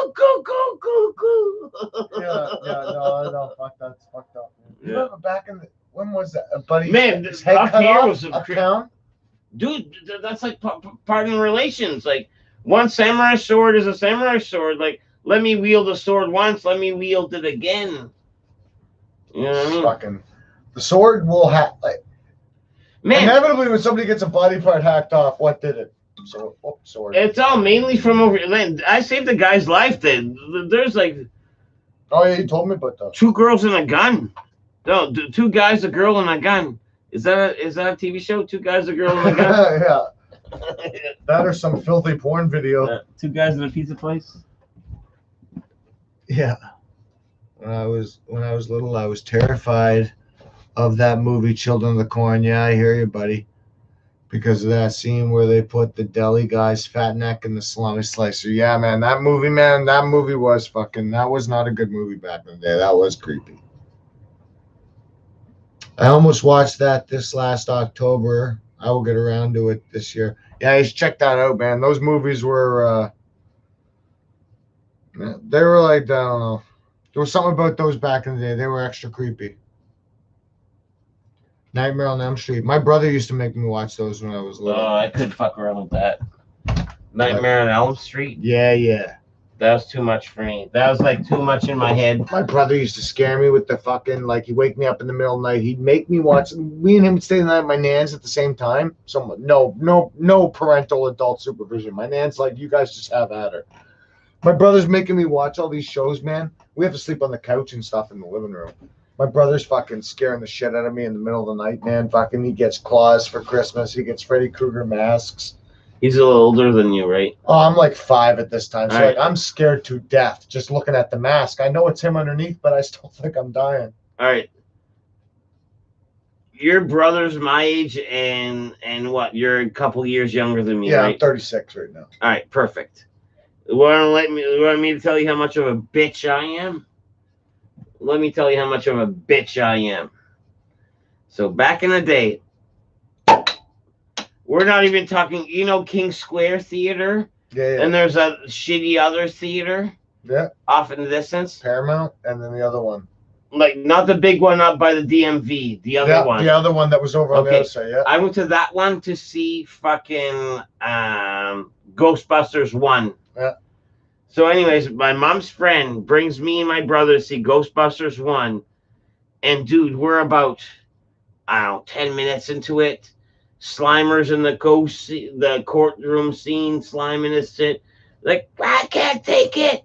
Bye. I can't take it. We had to get out of there. We couldn't finish the movie. Like, we couldn't fit. I ruined it for everyone. Like my mom's friend took me and my brother out to a movie, paid the money for the we probably had popcorn with us too. Like, why wouldn't we be sitting down with popcorn? And it was too scared for me. But looking back on it, there's nothing to be ashamed of with that. No. Like, dude, Ghostbusters in a day where you couldn't see that kind of shit on TV. Like, what do you mean a ghost on TV? Like, you know what I mean? And you're a kid? Yeah, right. TV. Oh my god. TV was like fucking. It might have fucked me over. It might have you know what I mean? It's usually responsible for it. It shaped me for who I am as a human being. Yeah. I own Nightmare on Elm Street. I was the oldest brother, and I did shit to my brother's bastard taiter. Yeah, no doubt you did. Yeah. Older brothers are awesome, though, man. As a younger brother, I loved them. I love them still. Me too. I want to have sex with my babysitter when I was a kid. Fucking right. I think the opportunity was there. I was definitely there, and I chickened out. One of my life's biggest regrets. Oh man, you want to know a story like that, Rick? Too? Is remember when I talked about that fucking deep lower back, upper butt crack fucking area? I had an extramural nurse come to see me to fucking change my bandages, and it was like a different one every time or whatever. And then one came out, man. She came out saucy. She came over to my house fucking with her own extramural car. Showed up. She came up saucy, and she had this whole fucking aura about her the whole time. And you know what I mean? I'm coming out fresh out the shower, fresh out the bath. Let me clean up the wound before you get to clean the wound, girl. You know what I mean? Yeah. You know what I mean? Fresh pit stick. I don't know if that's the Old Spice in the air. But man, she threw off a vibe, and at the end of it, because I didn't put a move on her move, she was like, well, that was uneventful. You know what I mean? And then she did the shutdown. I was like, geez, what do you mean? I could have fucking done something with this old kook, even though I got a wound on my butt crack. Yeah, give me a little more than that. It's assault if I do something and you don't like it. Yeah. You gotta be a little more forward than that. Ladies. That's what I mean. Ritu had a missed opportunity, and that's what I mean. You've had a couple missed opportunities. Well, you don't see them that way, but I do, man. Like your aunt, man. Oh, my aunt's big old titties? Buddy. I don't think it's a missed opportunity because it would have been I don't know, not now, but at that age. No, I could still picture them, just floating. Yeah. It's almost like I can picture them, and I didn't see them. It's almost like if you had two basketballs, and they're is there too much air in these? And someone would say no, there isn't. Put more. And then they overfloat, and all the water is sudsy. Yeah. And I mean. Oh, you know what else that reminded me of? It was a classic movie when we were kids growing up, man. Striptease. Remember that one? With Demi Moore? Demi Moore, man. A little bit went a long ways. Oh, yeah. Showgirls with the girl from Saved by the Bell. Yeah. Jesse. Yeah, that was the bomb. Same here. Remember the shitty Leprechaun movies? Yeah. Those are the great. You found me gold. Rachel. Jennifer Aniston's in the first one. Jennifer Aniston? Yeah, she's the female in the first I'm one. looking for me She's gold. really young. No, man, I'm looking for me gold. Yeah, it's like I know there's no such for thing me as potatoes. I'm looking for me potatoes. I know there's no such thing as leprechauns, but this feels oddly racist. Looking for me potatoes. They just say, he'd always just say, do something like jump off to the side, like, Yeah. he's like, this is so ridiculous. How was I terrified? I loved the first one. Is that like 92, 93? It was like, to me, when I watched it, like I said, I scare easy. To me, Leprechaun 1 was like daring. It was like, it's kind of scary, but it's exciting and funny, and also like, you know what I mean? Dr. Doolittle, do you remember that back in the day? That was scary. It was like a dentist or whatever that was a killer. It was a horror movie back in the day. That was fucking scary. Let's see here. So I'm here. I watched Leprechaun in the Hood last year. Leprechaun in the Hood. Yeah, that gets a little bit too washed down. Yeah. I hit her up on Facebook group too. Those movies are so bad. Yeah, well, some of her are classic. WLG says Leprechaun in the Hood. There's not much room to be good based on story. I was probably 11 or 12. Both parents worked late at night. And my siblings went to her sleepover, and my babysitter wore a shirt wearing the most cleavage ever. So she like dolled up. She dolled up for the babysit. Ooh, giggity. I went to the bathroom, just stared in the mirror, and was thinking, do I go for this? She knocked on the door and asked what I was doing in there. Oh man, yeah, that's a second knock. Yeah. You should have said just getting ready. I think she wanted me to open the door. Fuck man, I was chicken and nothing happened. Take it down. And I know it's so brutal. The amount of times you think, man, if I just had like the ultimate game, like if I could just say everything that I want to, how many times would I have landed these amazing situations? I had some green moments, like young life. I had some green moments, like, you know what I mean. Yeah, I hear you. Where one, like some where I didn't pick up on the signal, and two straight up, I was just too green. Like I was gonna say that, man. There was times I was a kid where they were like, "Man, kiss this girl, man." And I was too shy or whatever. Green to fucking kiss the girl, man. There was these girls in my high school, these fucking big heavy duty beauties, aggressive, older than us, but big old heavy duty beauties. And you know what their game was? The boys they liked, they used to grab their hats and put them down their cleavage zone and be like, "God, get your baseball cap now." Fuck, that's a fucking nice heads up. And I'm like such a polite guy, and I don't know, I wasn't feeling it. I was so green. I was like, I don't think I can. Just fucking just give me my hat back. Yeah. And it'd be almost like a talk to just to get it. Like, you know what I mean? Just give me my hat. Like, you know what I mean? Like, these were the whore girls. Like, these weren't like the high school cheerleader, the hot ones. Like, you know what I mean? The chickie in grade 8 that was too slutty for me. I was like, I can't even, like, you're too much for me. Man, I love a whore, but please don't be a whore. Yeah, God bless them for existing. Man, I love a whore, but man, just don't be a whore. Like, is that hard to be? Be a whore, but make me still work. Don't be a whore. Yeah. Be one, but just don't be one, please. Yeah, surprise me. Yeah, supplies. Supplies. Yeah. Oh shit! Show me that new chick how she can lick and smoke a cancer stick. What? No, fuck, man. What was I gonna say? Fuck. I'll think of it in a sec. All right, let's see what's going on here. You guys, you made the right move, Rick. Too. You guys were big, dumb, stupid animals, and you're reading everything way too much. Illegitimate asking what the fuck we were up to at 12. Yeah, you're 12. New vid.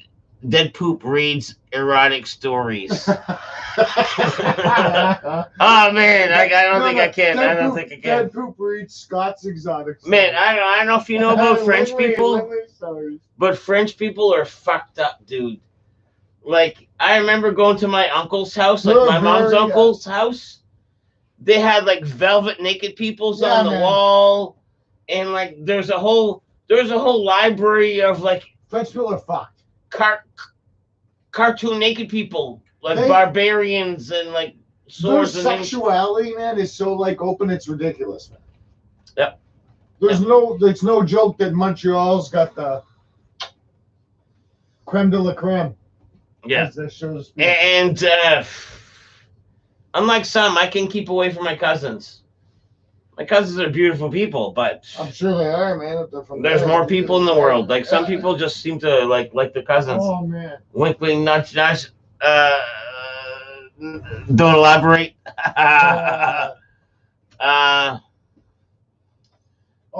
Missed opportunity, Rick too. Yeah, 12-year-olds, Rick too much, man. And just the fact that he remembers it too, like it lingered. Just like my aunt, man, her fucking big old soppy titties. Yeah. Like she told me to pee. What's it like? Yeah. Oh, she wanted it. Yeah. What would have been savage, man, is if it was a couple years later and you were a bit buzzing, you whipped it and started pissing in the tub. Oh, in it when she's in there? Oh yeah. In her mouth? She'd be like, oh yeah. You'd be like, oh shit, this shit's about to get freaky. No, I don't know. I'm going to lock the door. I found my pornos in the woods all rat eaten. Like I wasn't there yet. Like I didn't know that was a move. Like why would that be a move if I was like, am I gonna like break up my new move? Like I got busted by my mom, man. By doing what? Going down on a chickie. 13 years old. Okay. My dad, man. Later on, I found out, man, he told everybody in the family, man. Everybody, man. My cousin told me about it. I was like, how did you know that? Proud. He goes, my dad told everybody. I was like, your dad told everybody. Yeah. But, man, she busted me so hard, bro. She opened the door, man. I was on my way in, and my face was between the knees, man. I can't even lie about it, man. What's my face doing between her knees while she's like, you're done. Yeah. At 13, my mom had no idea that shit was going on, but that's what I mean. Thank God for skanks, man. Yeah. Thank God for them. God bless them. I remember, like, one of my buddies, he was such a fucking, his dad was, like, the world's, like, best fucking accountant in St. John. Like, wow, like. Yeah, just a stud. Man, like, yeah, a stud. These guys had 2 Christmas trees in one house, and they're both full. Yeah. You know what I mean? So anyways, we're smoking a joint in his basement when we're like fucking in grade 8. And he's like, oh, my mom won't fucking care. Yeah. That's so anyways, money, man. Money's not Nazi, man. Who cares? We're in his basement. Next thing you know, his mom runs down, knocks on his door, doesn't open his door. Knocks on, I was like, I know you're fucking smoking the weed. Put it out, Ryan. Yeah. Put it out. Yeah. And then she runs back upstairs, doesn't open the door. No. And we're all stoned as fuck. We're like, did she really say that? Or did we just dream that? I'm like, okay, I'm going to crawl out the fucking window. I'm like, this little fucking window. I was like, no, I can't. So anyways, we came up with this wackadoo fucking story. Went to his mom's like, yeah, this guy was smoking cigarettes. And Matt, the fucking weirdo that I am, because I'm a fucking wacky personality ever since birth, I was burning Q-tips. So your weed smell was me burning Q-tips and him having a cigarette. So he fessed up to smell. Yeah. He's fessed up to a cigarette and me lighting it, and she took it. She took that excuse and then I went home. She told my parents. That's classic case of a parent accepting any excuse other than the one she knows is true. Yeah. Like that story's only true like in one of the parallel universes, man, but I'm gonna believe it just because I don't want to believe the truth. Dad was so proud. Oh, he was, bro. I don't know how he told my grandmothers and everything, man. My grandmothers knew about that shit before I was fucking 16, man. What's that, bro? I was just saying how I would tell my mom, I don't know how this blood got on my shirt. Yeah. And then I would also have like a gun in my hand or like a knife. Yeah. And then she's like, oh, what happened tonight? She's like, oh, I don't know, I hit a pigeon. Yeah. And she'd be like, all right, cool. Yeah. Anything at all. You need a sandwich, son? Yeah. You need a sandwich, son, or an apple juice, son? Oh yeah. And I'd be like, oh no, I've had a long night. I got caught smoking like 3 times, man, and lied my way out of it. Basically caught red-handed 3 times, man, and lied my way out of it and they never actually even busted me. I just got so old, man, that my dad knew that I was smoking. My mom, I never told her, but my dad, one day we were going to a Sussex, I think, and he had to run into the store, and he was like, when he was going into the store, he goes, what do you smoke for cigarettes? I was like, what do you mean? I don't smoke cigarettes. He goes, what do you smoke for cigarettes? I was like, what do you smoke? I told him, and then he went inside, got them about the night, and goes, don't lie to your old man. He goes, I'm not, I was born today, I wasn't born yesterday, you know what I mean? Yeah. But my mom, man, she would just believe anything. She busted me one time, man. My girlfriend was standing like where you are, and I was smoking, but I had my smoke in my left hand just by chance. She pulled up, man. Started to go crazy. I was like, Mom, I'm right-handed. Why would I be smoking with my left hand, man? Fucking Chickie just asked me to fucking hold her cigarette for a second so she could go into her purse. She just popped up at the wrong time, you know what I mean? She bought that perfectly. Yeah. She drove by one time while I fucking had a lit cigarette in my hand. I threw it on the ground as the van. It was up by the church there, Carlton.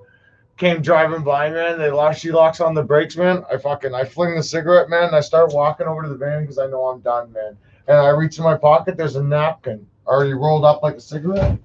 So I pulled the napkin out of my pocket, man. Just start flicking it as I walk towards the van.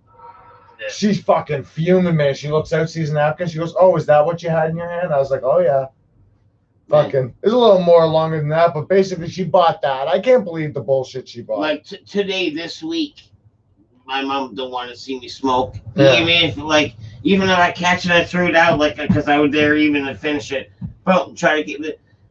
She would be so weird about it. It would be a short conversation. Yeah. She doesn't even like to be around the area. My mom tries to guilt me. Yeah.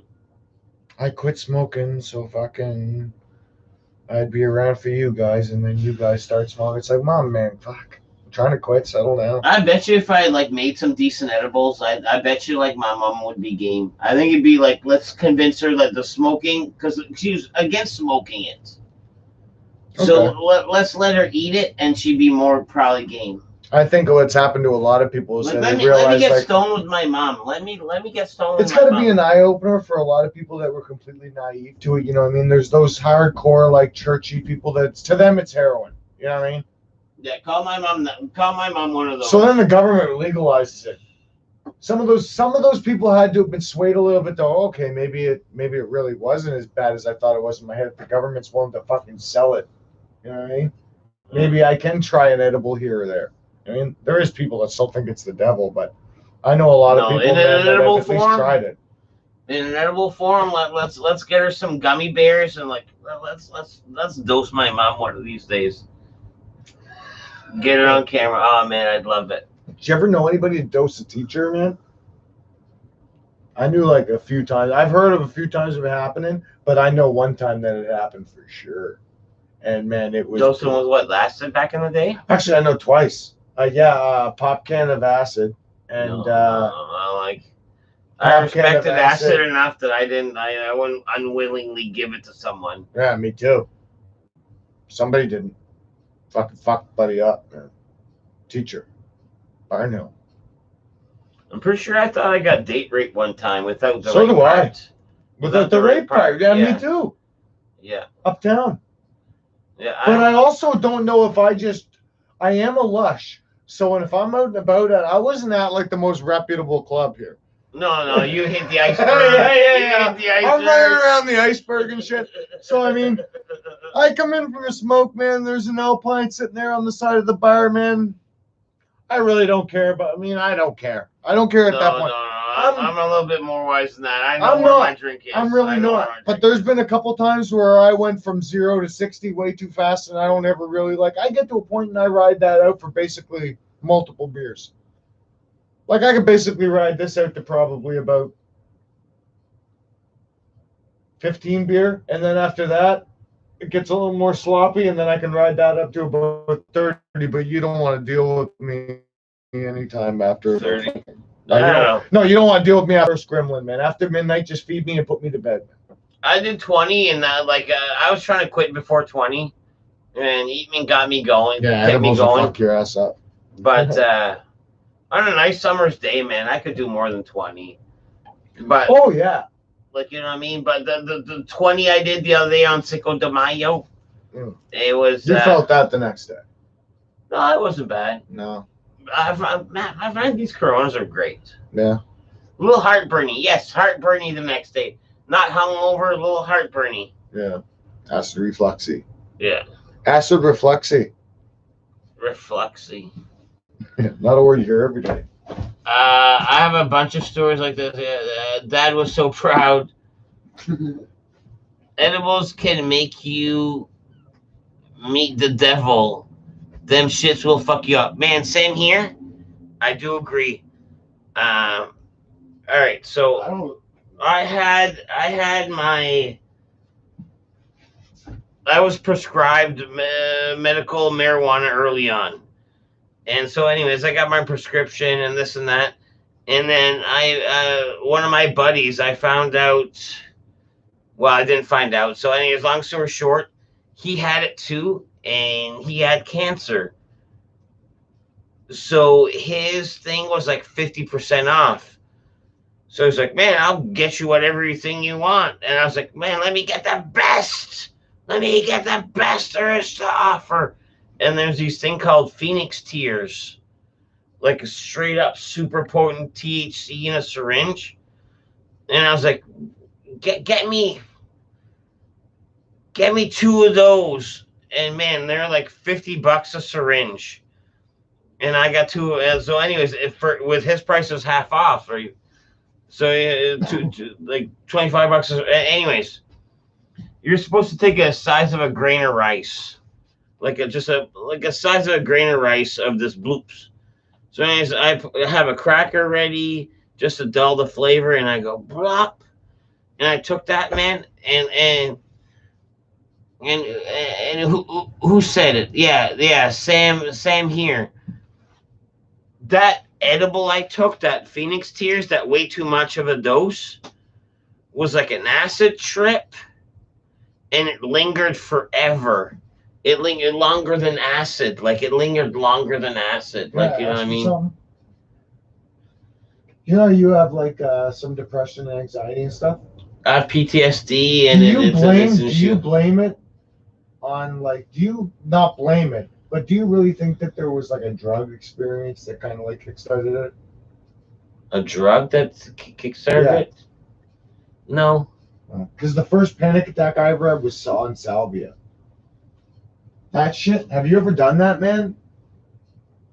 Salvia? No. It's natural like weed. I've seen videos of it, and it says it's 10 minutes, but you're trapped in your brain for like, it seems like hours. No, I disagree. That wasn't my experience. No, my experience, man, and like, I wouldn't bullshit you. I'm not the type of guy to say, like, I did acid a lot. I'm not the type of guy to tell you I saw shit. I don't like it when people tell me they saw shit. Even if you were the type of guy to say you saw shit, I'm sorry, I never did. I seen tracking and stuff like that, you know what I mean? But like, this salvia shit, bro, buddy, you probably know, knew that I wanted to try it. So he came up to the corner here by Timmy's, and he pulled over in the car, and he was like, yo, man, these guys that live downstairs from me have some. So like a plant, because you can grow it. Yeah, you can grow it. They were growing it's legal. it in the It's house. legal. It's legal. I don't know if it's still legal. Not it now. Used to be, It was like at back this in the time. day. Yeah, fuck yeah, for years. It wasn't legal at West, but then it made its way here, and it took a while to become I legal. heard it was too funky, so I never fucked around with it. So here's the thing. The story behind it is like, it's the herb that, like, the Native Americans and stuff used to smoke when they did their rituals and shit, right? Yeah, like a spiritual journey type of shit. So they fucked me kind of, right? Because you're not supposed to take as much as I took. But they packed a bowl full of it, man. And they said, and the buddy even told me, I never even met him before. He's like, what you want to do is keep it away because it's really dry. It's like crystal. Yeah. Keep the flame away so it burns and it doesn't just light right up. And he goes, and take in as much as you can. As soon as I took the hit, I call it herbal crack, and I'm not shitting you, dead poop. As soon as I fucking took that hit, it was like I was looking at the back of myself, which sounds messed up. I'm telling you, it looked like I was looking at the back of myself on his couch, and then I went right into myself, and then I was on his couch just wigging, man, and like looking around all fucked up, and like I was whacked, more whacked than I've ever been. It's herbal crack. It's literally, and then I was like, afterwards when I came out of it, I was like, you know what? I can 100% understand. How long though? That lasted for like maybe 3 minutes. How long did it feel to you? After that, I left that place, man, and I was still fucked up. I went to my buddy's house, man, and my buddy's known me forever, man, and I was pacing. I wanted to get a 10 bag because I had to work in the morning, and I was pacing, and I was living. He was like, and he's like in his boxer shorts at the table looking at me. He goes, "What's wrong with you?" I was like, "Man, I feel right antsy." Yeah. And up until like the next day, out of sorts, it was a panic attack, and like it was like I was laying in bed, and I remember even like my feet were like I couldn't stop moving. It was like when you picture a crackhead when their face keeps moving. It was like my body was doing that. I don't know. I've had quite a few panic attacks from like level 1s to That's like what it level was. The next 11s. day they go, "Oh, we should have told you. The high's like a panic attack." I was like, "Well, that would have been good to tell me because I have anxiety and I don't want to have a panic attack." So it was like 10 times worse. But I'm not joking, man. That story sounds whacked. But if you ever want to have a crazy fucking high that can't kill you. Yeah, Legendary Gaming, of course it does. It tastes way better with the lime. Yeah. Of course fucking it does. Right, it does. Didn't you tell me something like we have to add the lime, but other people don't? Well, some people don't. Some people don't. Like it's a different Corona somewhere? Some people don't add the lime. Some people don't. So there's different grows. There's so I don't know. I don't know what you mean by that. You ever see those people that add tomato juice or clamato juice? Is it? Yeah. To the beers. Yeah. My dad does that every now and then. I've never tried it. Let's say you have an upset stomach. That's a good thing to like start off the hangover day. Like the beer and clamato, that's like the hangover day to an old fella. You know what I mean? Where are we at? I ate 1,000 milligram cookie. I felt split in half, fell asleep for like 12 hours. Yeah, it's a long effect. Like edibles, it fucking lingers. It does. Even I find even if you don't get that high, like if you don't eat enough to get right high, it lingers. Still drains you physically. Yeah. You can sleep for fucking. Yeah. Nothing's better than fucking doing some edibles though, man. Smoking some hoots and laying in bed and watching Netflix. My buddy Ferg, he likes his edibles, and yeah, he's high. He does his like moments that he likes. Yeah. Put out that cherry. You see, it's still lit. Perfect. Lay the WWF stomps to it. So, what were we talking about? Yeah. He does his edibles, and yeah, he's high. Yes, he feels good. That's why he does it. He likes it. He's the one they call Dr. Feelgood. But he finally gives him the munchies big time. Really? Yeah, the edibles give him the munchies even more. I can't get the munchies off buds anymore, man. No? I think it's because I smoke so much, man. It's like an appetite suppressant, man. I smoke way too much, man. Way too much. I used to be able to buy salvia at the head shop back in the day. Never tried it. And Sam here, that could have been that fake. That could have been those fake joints, and those have been horrible. Yeah, no, it's not those. It's not those. It's a form of sage, is what it is. Like you can grow it. No, she's talking about like at a shop. Stuff at the head shop, yeah. Like, you know what I mean? That could have been those fake. And do you remember where the theater I thought that was like a formula. They put a formula in a joint, like a chemical. I didn't get the potency of it. They'd be like, "Oh, this stuff's 10 times, and this stuff's 40 times." It's like 40 times what? Exactly. Did you fuck around? Call it a fucking name and give it to me. You fucked around with those? Yeah. Not that stuff that's come out in the last 10 years. Okay, not those. No. Okay. I got what I'm talking is like 2003. Yeah. No, it was definitely salvia. That's an insane amount. Same here. Yeah, that's a lot of milligrams. I just ate the cookie. I don't know how fucked up I was. Speaking of, I just ate an edible, Johnny says. What is your summer shoe of choice? Summer what? I'm a flip-flopper. I'm a flip-flopper, and I don't mind that toe tongue. I don't even wear shorts. What you're seeing right now, you'll see me wear in August. Oh man, I'm sure. But I don't come outside in August until the sun goes down. I'm like a fucking vampire in the summer. Sandals. Or a t-shirt and jeans. Enjoy, Giant. Just bought edibles today. Gonna eat them tomorrow. Yeah, boy. What epic sandals. Bath salts, like what homeless people take before they eat other people's faces. Yeah. No, that salvage shit's not a chemical. I would never take anything fucked up like that. Actually, I would, if I had known that salvia wasn't going to be like weed, like everybody told me it was going to be, I wouldn't have took it either or smoked it. I don't know, man. Like I heard some horror stories about those fake joints. Yeah, like me too, man. Those corner store. Hey, that's fucking... not the salvia stuff though. That's something different. That's more I heard chemical. that's almost like, I don't know, like oregano or like a natural fucking herb, and then they sprinkle chemicals on it with a new chemical formula. But boom, and then it's like, and then you're like, oh, fuckered. I actually seen people like when I used to when I used to go to the iceberg a bunch, man. There was people there, man, outside, man. Like when I'd mushrooms over that. When I'd be smoking hoots and shit, there'd be people outside, man, doing burns with that stuff because that you could buy it at the place right next door. Excuse me, and they actually wouldn't smoke weed, but they would smoke that stuff. And it's like, you guys are retarded, man. I'll sit out here and smoke 5 hoots. I ain't touching that fucking weird shit you guys are smoking. Yeah. I know what the worst case scenario of this stuff's going to be. I'm going to get high, and then eventually I'm going to smoke like so many joints that it's not worth it anymore, and then I'll just stop. Like that stuff there, man. You smoke one and feel like it's a drug. Like weed's more of a chill out thing, right? Those things are like, hey, let's like 5 of us get together, take this, man, and fucking do something. It's like, fuck, man. Not to bring up the dead, but you remember hearing about that nurse that fucking hung herself or whatever? No. Nurse hung herself, but she was hooked on them fucking fake joints. Really? Yeah, she was hooked on those fake I just don't get it, man. Like, why would you smoke the fake hoots, man? Like, that are just like... obviously, well, it's not a bad. fake joint. Like I almost think that those fake joints are more what do you mean, salvia than marijuana? Because it's like, you know what I mean. More that's like what I mean. Like more just smoke weed. I mean, you know it's safe. It's more of a brain warp, exactly.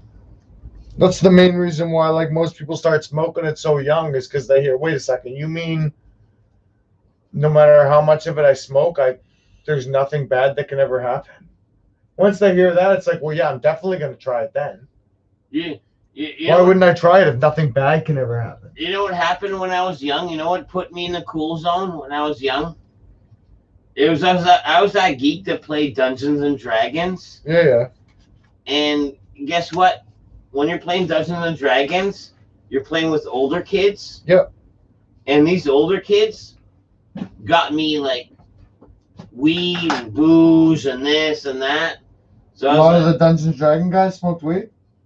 The ones I hung around with. Nice. You make sense, right? Like, they're into that shit, man. You would think, like, hey, man, like, why would... Like, it was older. Like, call me 15, and some of, or let's say our dungeon master was maybe, like, 20. Yeah. Like, you know what I mean? Yeah, I watch, I'm into rate nerdy stuff, obviously, but like one of the things I do like listening to is there's a couple Dungeons and Dragons podcasts I listen to and a couple streams, and I don't know why when I'm driving I just, like I said, I'm kind of nerdy. Did you see Marco's one about Dungeons and Dragons? No. It's nice. You know what's awesome about it? All right, he plans. Let me get even on camera for this one. He plans a Dungeons and Dragons night, right? That's part of his video. Let me do Dungeons and Dragons for the first night. Shows up with some Dungeons and Dragons pros and does it. You know what the setting is? Not knights and wizards and fucking barbarians and this and that like we're all used to. Classic Dungeons and Dragons. It's mobster setting. If you're role playing, it could be anything you want, and I like the fact that it fucking switched it up on us like that. I watched a video on YouTube of, I guess, in prison, Dungeons and Dragons. There's actually a huge following of people who play that in prison, right? Makes sense. It passes the time. Oh, fuck yeah. Gives them stuff to do when they're in their cell, writing all their characters and coming up with storylines and stuff, right? So, but one of the problems is that they ban dice. So that they make paper dice or cardboard dice. So, that must have been like that. No, they come apart. Okay, there you go. So what they found, they came up with is, they were like, okay, so if we use dice, they think we're gambling, even if we're not. So they came up with a spin wheel. So you know how they have different dice that are like D4, D6, D8? Yeah, D20, like a D20. Whatever. So like the D20 is like the big. So the inside of this circle would be the D4. Yeah. Then the outside's the D6, then the D8, then the D12, whatever. And there's a spinner in the middle. So if you have to roll a D8 and see what you get, they just spin the spinner, and then whichever circle you're supposed to roll, the D8 circle, they just look and see what you got. So they can actually play Dungeons and Dragons in jail. Yeah, that's awesome. Yeah, it's pretty neat, man. The boys are super fucking I think it all creative. matters. It's dumb that they can't have fucking dice to play. They're like, man, the dice don't even look the same as dice you used to gamble. Did you used to play Dungeons and Dragons? No, I wish. I never was. It wasn't on my radar. That was more like my brother and his friends. I played it for years, dude, and it was. I didn't have an opportunity. I don't know a single person. You get a great dungeon master, and it's a story. It's a story with and then you're rolling dice to fight monsters, but. And you can even keep the character alive for a long time. You get a great storyteller guy in the fucking. No, I like it. I think it's cool. And one thing I can say too, man, is like when you watch those streams and shit, man, I don't know, man. Like I like nerdy girls, man, and fucking the chickies in that fucking play those games and shit. Dude, if you ever want to play Dungeons and Dragons, I'm still good friends with my old dungeon master that I'm bragging him up that he's the best. Yeah. And he'd probably love to fucking play a game one of these days, dude. Round up a few paid people to play a fucking D&D game, dude. He'd be down. Did you read any Rainbow Sandals? I have sandals too. Yeah, like fucking summertime. You gotta fucking be wearing the sandals. I wear sandals in the house. I went to the Middle Eastern guys. And I was wearing sandals. Great idea. Yeah. Okay, there's what? Slide-ons? What's the term? Slide-ons? Slip-ons? Or there's sandals? I personally have gotten to the point where I almost prefer the toe thong. I almost prefer the toe grip.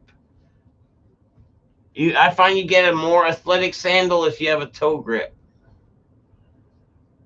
Sometimes just boxers and t-shirts, but pants always come off at home. Yeah. Always, I feel like Mr. Rogers. Socks with sandals. I'm a socks with sandals guy. Oh, fuck yeah. Faux pas, but I do it.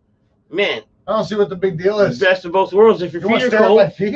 If your feet are cold. I don't want the breeze, man. The socks still allow the breeze. You know what I mean? If your feet are cold. Heck, man. I don't have to pretend I'm in California, man. I'm on the East Coast, man. East Coast of Canada. Socks are sufficient, I think. I cut my toenails right after that toenail grinding video, and I haven't cut them since. Oh, shit. I haven't cut them since. Fucking it's like Mr. Burns when he's... But soon enough, though, this like toe cutting season. Like, I'm going to be in flip-flops, and I can't be wearing fucking jaggedy toes and flip-flops. I'll probably have to take off here pretty soon. Yeah, we can shut her down. We can shut her down. We've been at it for a while. I told the wife I'd take off when I have to leave. Okay. There you go. No worries, though. It's not like a detrimental deadline where if I'm not there, she's going to do anything because there's nothing she can do. Want a slice of pizza? Oh, no. Where'd you pull that from? From the shelf. Pizza shell. Man, what were we talking about the other day? Pizza from the shell. I almost made me think of something. It was like when there was like that point where we were a kid where there was like these are the snacks and these are the foods that you can have for like a long time, and then all of a sudden like new snacks and shit start coming out. Somebody said some snack, man, that like I couldn't can't remember right now. What, Dunkaroos? Dunkaroos, man, they were good. It's something like Dunkaroos. There was like they were next level. Dunkaroos were next level. Dunkaroos were bomb. No. I would always eat like 80% of the cookies, and then use last. And then finger fuck the frosting. And you'd be able to like finger fucking the frosting. Yeah. Yeah, look yeah. Yeah. Yeah, that was a bomb. That fucking birthday cake fucking shit. Fuck, that fucking shit was so good, man. They even had fucking frosting, man. I had like the little fucking like Dead poop. Do you still call out sprinkles in it. People for their shoes like in the old videos? Well, no, I haven't done one of those in a while. Like, technically, I'm wearing one of those. I'm wearing one of those right now. I'm wearing dad shoes right now. I'm wearing some pretty beat up beasts. But the stores aren't open to buy new kicks, man. If I'm in the right setting, if I see a fucking awkward pair of shoes, I'll bring it back. Though, you know what I mean? We can take it back. Do you like ranch with your pizza? Says Legendary Gaming. Yes, sir. Never. When I'm drunk, I'll go home, and if there's pizza there, man, I'll put ranch on that shit. You know what my dad's boss move is? All right, this is it. My dad's boss move is, let's say you order pizza or you get pizza or you cook pizza. You eat the topping section and then you're left with the fucking crust, the crust thing, right? It's warm bread, it's warm dough.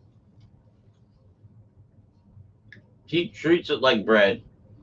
Puts like butter on it.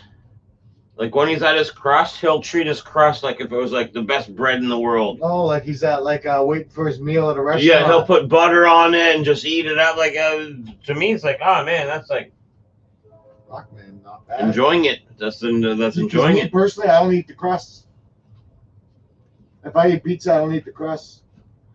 Treat your crust like bread, dude. No, you know why I don't eat the crust? Because if I eat 4 pieces of pizza and I don't eat the crust, I can get a 5th pizza. Yeah. Because 4 crusts equal to like a Romano's or something. Like 4 Romano's crusts definitely equal a slice. You can't eat 4 Romano's slices. There's no way. No. There's no way. You're a huge glutton pig if you yeah. What, like they're the best pizza to get because like if you're at a party you can call them and be like, hey man, can you just cut that into 10 pieces, man? I've seen Ferg eat a full 12 though. Oh man, that's a meal. No. They get insulted, man. Like they're the only pizza place, man, that can insult you when you call and you don't even care. Chicken bacon ranch with jalapeno delish. Oh man, I gotta ask them. And you, have you guys ever had a Philly cheesesteak pizza?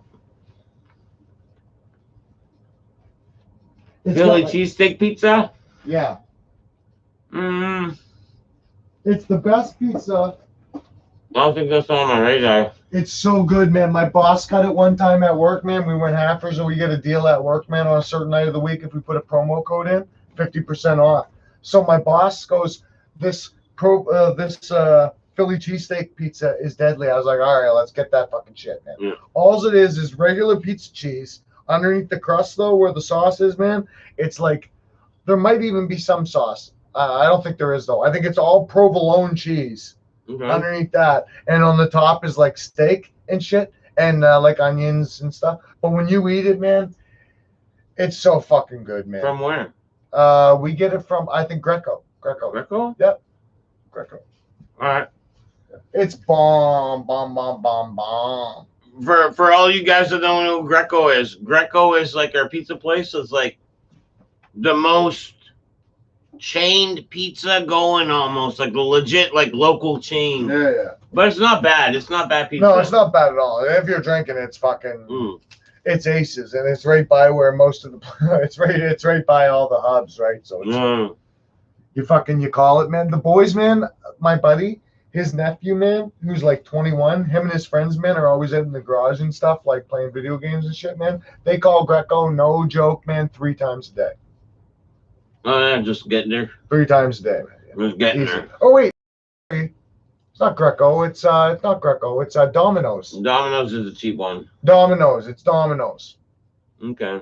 They like there's these things they get. I've never tried them, but they're like Parmesan bites. Yeah. Every day, man, you're at the garage, man. You're boom, boom, boom. Those are actually those are bomb. Those are bomb. Right there, man. Those are legit bomb, though. Yeah, I bet you there. But so is that provolone pizza, and I don't even think they're the only place that makes it. But what are you calling provolone? What's provolone? Oh, it's Philly cheesesteak pizza. Provolone's a type of cheese, but it's almost like sauce, like on this pizza. So when you bite into the cheese and stuff, instead of like pizza sauce, it's like a provolone cheese, but it's like a liquidy type of cheese or something. I probably sound ridiculous because I don't know, because that WLG guy he's from Florida. Who was it that was from Pennsylvania? Oh, that was Nina. Yeah.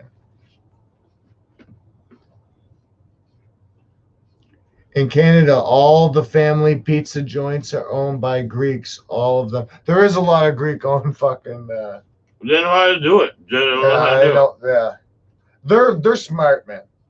Greeks and Italian, and also Chinese. There's a lot of Chinese like business runners. Yeah, not the pizza places though. Even you'd think they'd be Italian. No, the good ones around here are Greek and also Italian. Like because Romano's is Greek. And Romano's is related to Vito's. Romano's. Yeah. Vito's, yeah, Vito's. And they used to be related to Spago's. Spago's, yeah. And forget about it. Same guy, I think, was involved in the Mediterranean as well. But that's like not that type of restaurant. Yeah. But like I think. But still, all great food, even the Mediterranean. Yeah, the Mediterranean's great food. The bomb. They got a delicious. It's a Greek. I think they just call it Greek cake.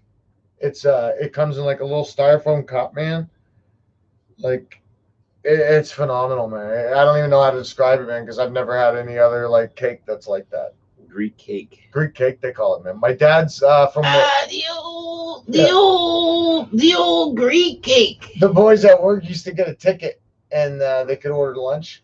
So they'd order it. My dad would bring them home, and it'd be like a fight between the kids who got to eat the Greek cake. Oh, for the old Greek cake. Oh yeah, they know what's up. This month, LA Beast Baller. One tip this month, LA Beast Baller. Baller. Yeah. I did get a tip from LA Beast, which was awesome. Nice, that's good, man. That's sweet. A $10 USA. Fuck, man, that's USA American currency.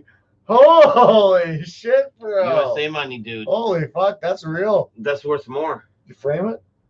Well, no, it's the internet. It's still like fake money. What is that? Is that in The Simpsons when they give the Mounties money or the American currency? They get excited.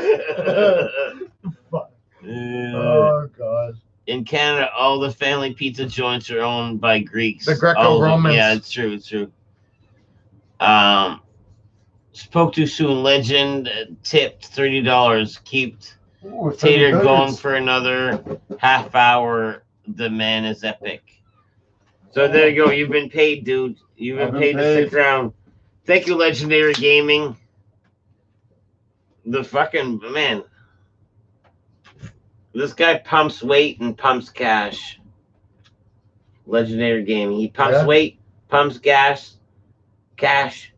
And also, he probably games because that's in his name. Also, it's in his name. Yeah, he's got to. Like, he's probably legendary too. At it. Weights, games, and cash. It's almost like a song. Weights, games, and cash. It reminds me of push rhymes like weight. You know what it reminds me of? Like, it was like barbecue foot massage, raised barbecue foot massage. Like it's like. Too many things don't belong together. Yeah. Oh, who made that song of intentionally things not being making sense? Oh, My brain doesn't work good for. I can't remember names ever, man. That's like something I have a problem with bands' names. But the song's like, I'm a loser, baby. I want you to kill me. Yeah, that's Beck. Beck. Thank you. Fuck, man. But it's got like when they made that song, they were like, we're gonna make a song that none of the lyrics make any sense. I mean, listen to it; they don't make any sense. There's nothing. Not really, you know. No. Yeah, like it's like each sentence, each line, maybe like with a period might make a sense or something, but like none of them do, man. Like there's one of the rappers I love, a Canadian rapper, Easy Mac, and he's known for like rapping nonsense words with nonsense words just because the nonsense words rap with those nonsense words.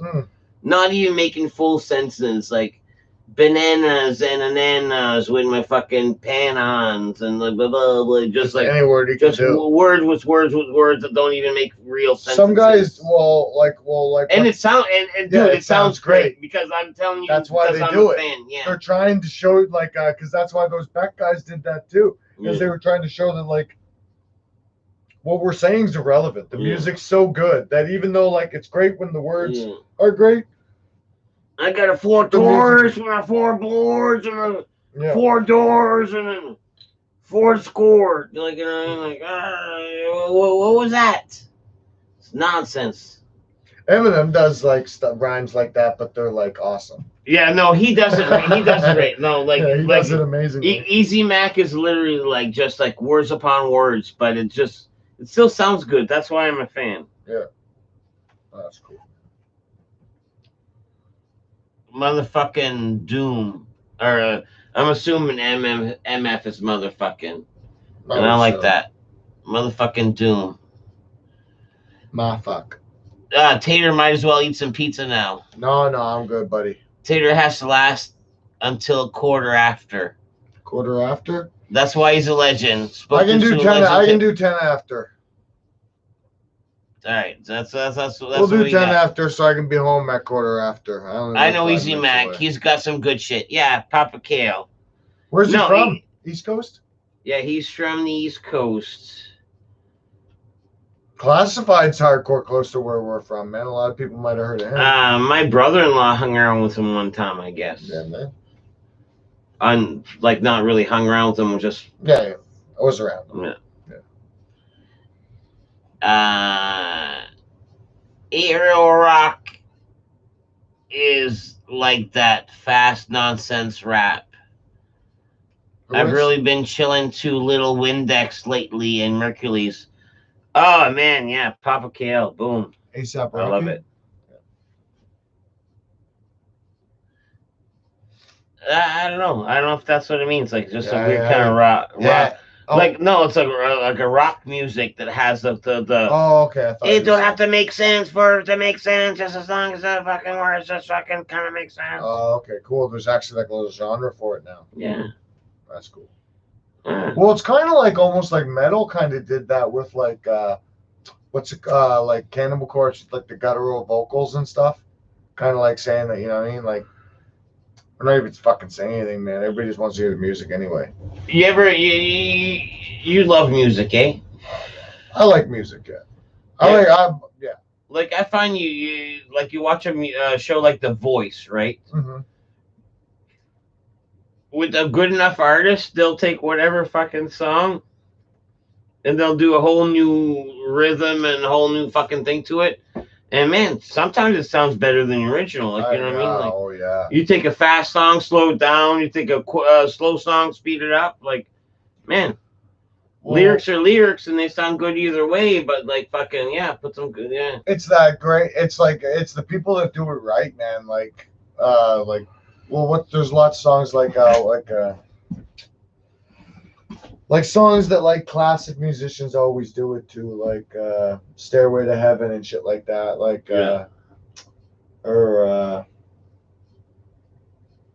fuck, what's that song? Like I said, I'm real bad with fucking names and remembering stuff. Fuck.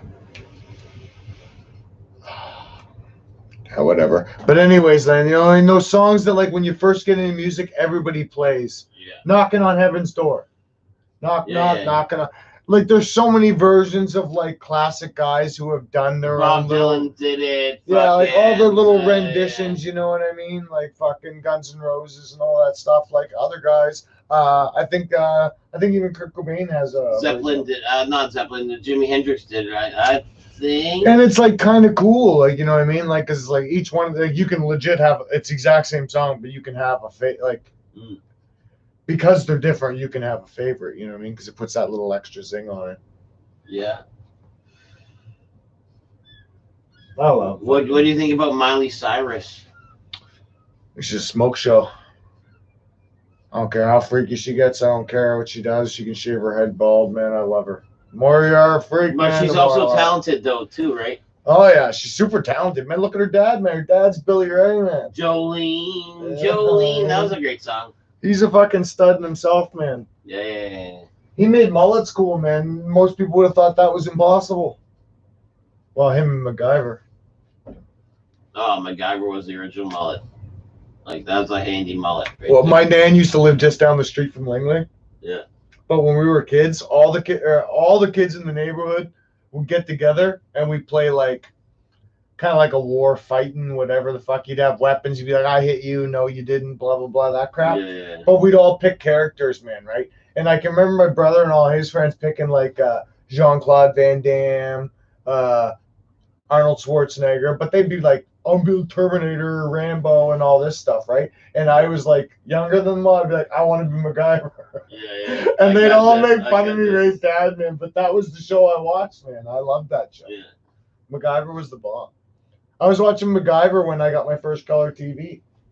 My grandfather came into my bedroom with my mom, man, and I was watching MacGyver in bed, man, and I got right pissed off. Because it was like the only time I was allowed to watch TV at that time of night. You know, it was when MacGyver was on. They turned it off, man, but then they turned it on and it was color. And when I told my wife that like 2 days ago, you know what she said? She was like, you spoiled little rotten prick. You had a fucking color TV in your room when you were like 6. I was like, yeah, I guess. Oh, man. I remember the family TV was maybe a 14, 16-incher. Oh, yeah. Yeah, that was pretty. Like the living room TV. That was a big, yeah, that was a. It's kind of weird because for a while, those floor model ones almost seemed bigger than like, it was like everybody had that exact same size floor model. And then when they went to the tubes, they like started off being smaller. Yeah. And it took a while for them to get that big again. Mine wasn't that big, but my nan used to live in the white place down here at the end of not the very end of Riverview, but like the place right before it. Okay. And like you know, there's the last place when you can do the loop around and turn. Yeah. Well, there's the place right before that with like the sides that go down each side. Yeah, I know the one. She used to live there. She had one of those great old fucking TVs that had like the I don't even know what the fucking material would call it. It was like old people fucking yellow and brown like stitching down the side of the speakers on the TV and shit. Yeah, it was brutal. Fucking man. doilies. Always, every time we went there, man, she was so old. She was my great grandmother, man. She'd always be watching WCW wrestling. I remember this old Jeff Foxworthy joke. It's like, if you have a working TV sitting on top of a non-working TV, you might be a redneck. And I was like, dude, I did have that. I did have that. Like, I had like the fucking like cabinet TV as a fucking like, you know, like the straight up dresser. Like a fucking TV stand, and then I had the TV on top of it. I have mixed impressions of Scotty ever since I have a story live stream he was in. That day where he was like, "Wow, I got a story to tell," and I turned it on, and it's like, couldn't even get a story out. Man, we gotta catch Scotty on like a good. Scotty's problem is his brain in his mouth. I'm just sometimes, man, when he's a little buzzed up, man, aren't on the same time schedule. Dead Poop, I'm glad you started streaming because Marco convinced me last year.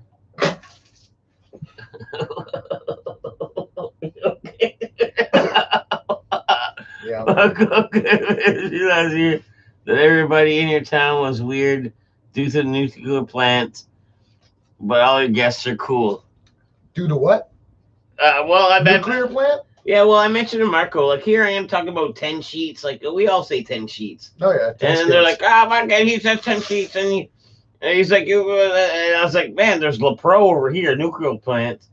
So I guess to, like, some of the mutual fans, it made me seem like I was like a fucking nuclear plant fucking bunch of, like, doys. No. Yeah, we have a nuclear plant around here, man, but you could easily forget it's around here. And it's about what, 20 minutes away? Yeah, I don't ever think about it. It's not like a big part of our city or anything. It's just Legend, right have you there met in the middle of Scotty too? Bumblefuck. His brain is toxic waste. Believe it or not, man, I tell everybody this, man. Slash Scotty. Scotty is super smart, man. Believe it or not, man. Believe whatever. He doesn't come across that way, man. But the guy, I've known him since 1991, man. I met him the first day of grade 1. The guy's smart, man. Two reviews. You got what Tater said, and for me to even want him around, I know he has some great moments. It's just, you know what I mean? Sometimes it just requires some interpreting. Maybe he hasn't had quite a chance to shine, but man, he's fun to hang around with a lot of times. And book smart. Holy fuck. Book smart, man. Like, that's like not even like you can say smart, whatever. But book smart, man, the guy's smart as a whip, man. We had a giant TV like that when we were little in the late 70s. It was a huge piece of furniture. Says Johnny Duel, also like the big furniture, TVs. Tater's grandma had the hots for Lex Luger. yeah. Fucking for sure. He had a different name back then. What was it? No, I won't remember. I want to say Stunning Steve, but I know that was fucking Stone Cold. No, actually, no. In WCW, Lex Luger was Lex Luger. He was, yeah. Yeah, but Stone Cold Steve Austin was Stunning Steve Austin back then in WCW. He had long hair, too. Tater, have you ever used the pick up line? I co-host a live stream show. Negative. Man, Papa Gale, Rick too. Come on now. Come on now. Okay, my fucking YouTube password, Tate, just for the nights I can't do it, is MattPoop69. Yeah. Like, I mean, if you ever need to sign in, the days I can't, because people just want you to take right over, dude. When do we get real Tater merch? Yeah, whether you want to do a sticker run? Stickers. I know a great sticker guy, dude. I've been thinking about getting stickers, but, you know, I got a lot going on right now. As far as, like, needing cars and stuff like that, but I still want to get stickers. But, man, I know a great sticker guy. Fluelling. The guy who used to do the pictures? Nope. Fluelling Press Uptown. Yeah. Tell you what, you can get. Didn't he do the high school pictures and stuff? You can get 100 like car quality, like car decal stickers. Let's say 100 for 100, like $1 a piece. Really? Yeah, let's call it around that number. Wow, that's very close to that number. That's pretty cool. Yeah.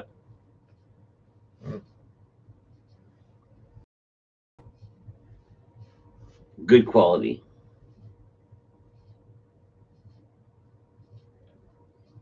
Ooh. Got some stir fry waiting. A little bit of stir fry. The old stir fry. Stir fry. Don't mind a little bit of stir fry. Man, you know what came across my fucking doorstep today? Oddly enough, I haven't heard of in years. Epicure. The spices.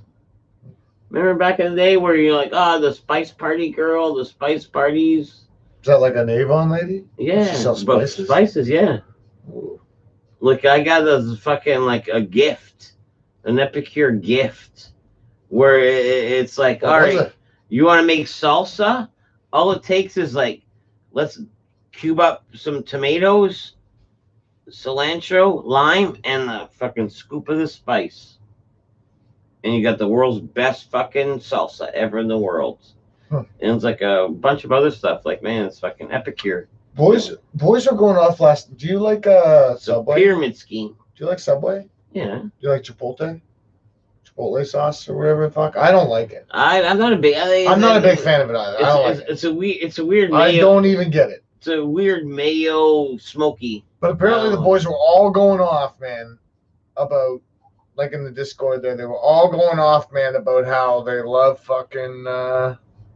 They love the Subway's Chipotle, and it's not like anything else. So the boys went and tracked down some website that makes the recipe for it or whatever, man. So the boys are all fucking making their own Subway fucking Chipotle now.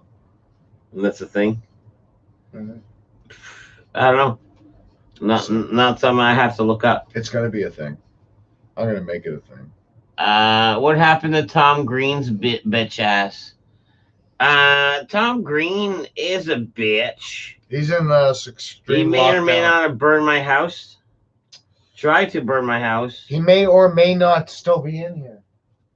I did that sick fucking freestyle, and he retweeted and then blocked it because I don't know. Almost like he like didn't listen through it all because I am dissing him pretty hardcore. But I know Tom Green's Tom Green. Let's move on from him as far as like. What am I gonna do? Like beat a dead horse? Like it's done. It's done with Tom Green.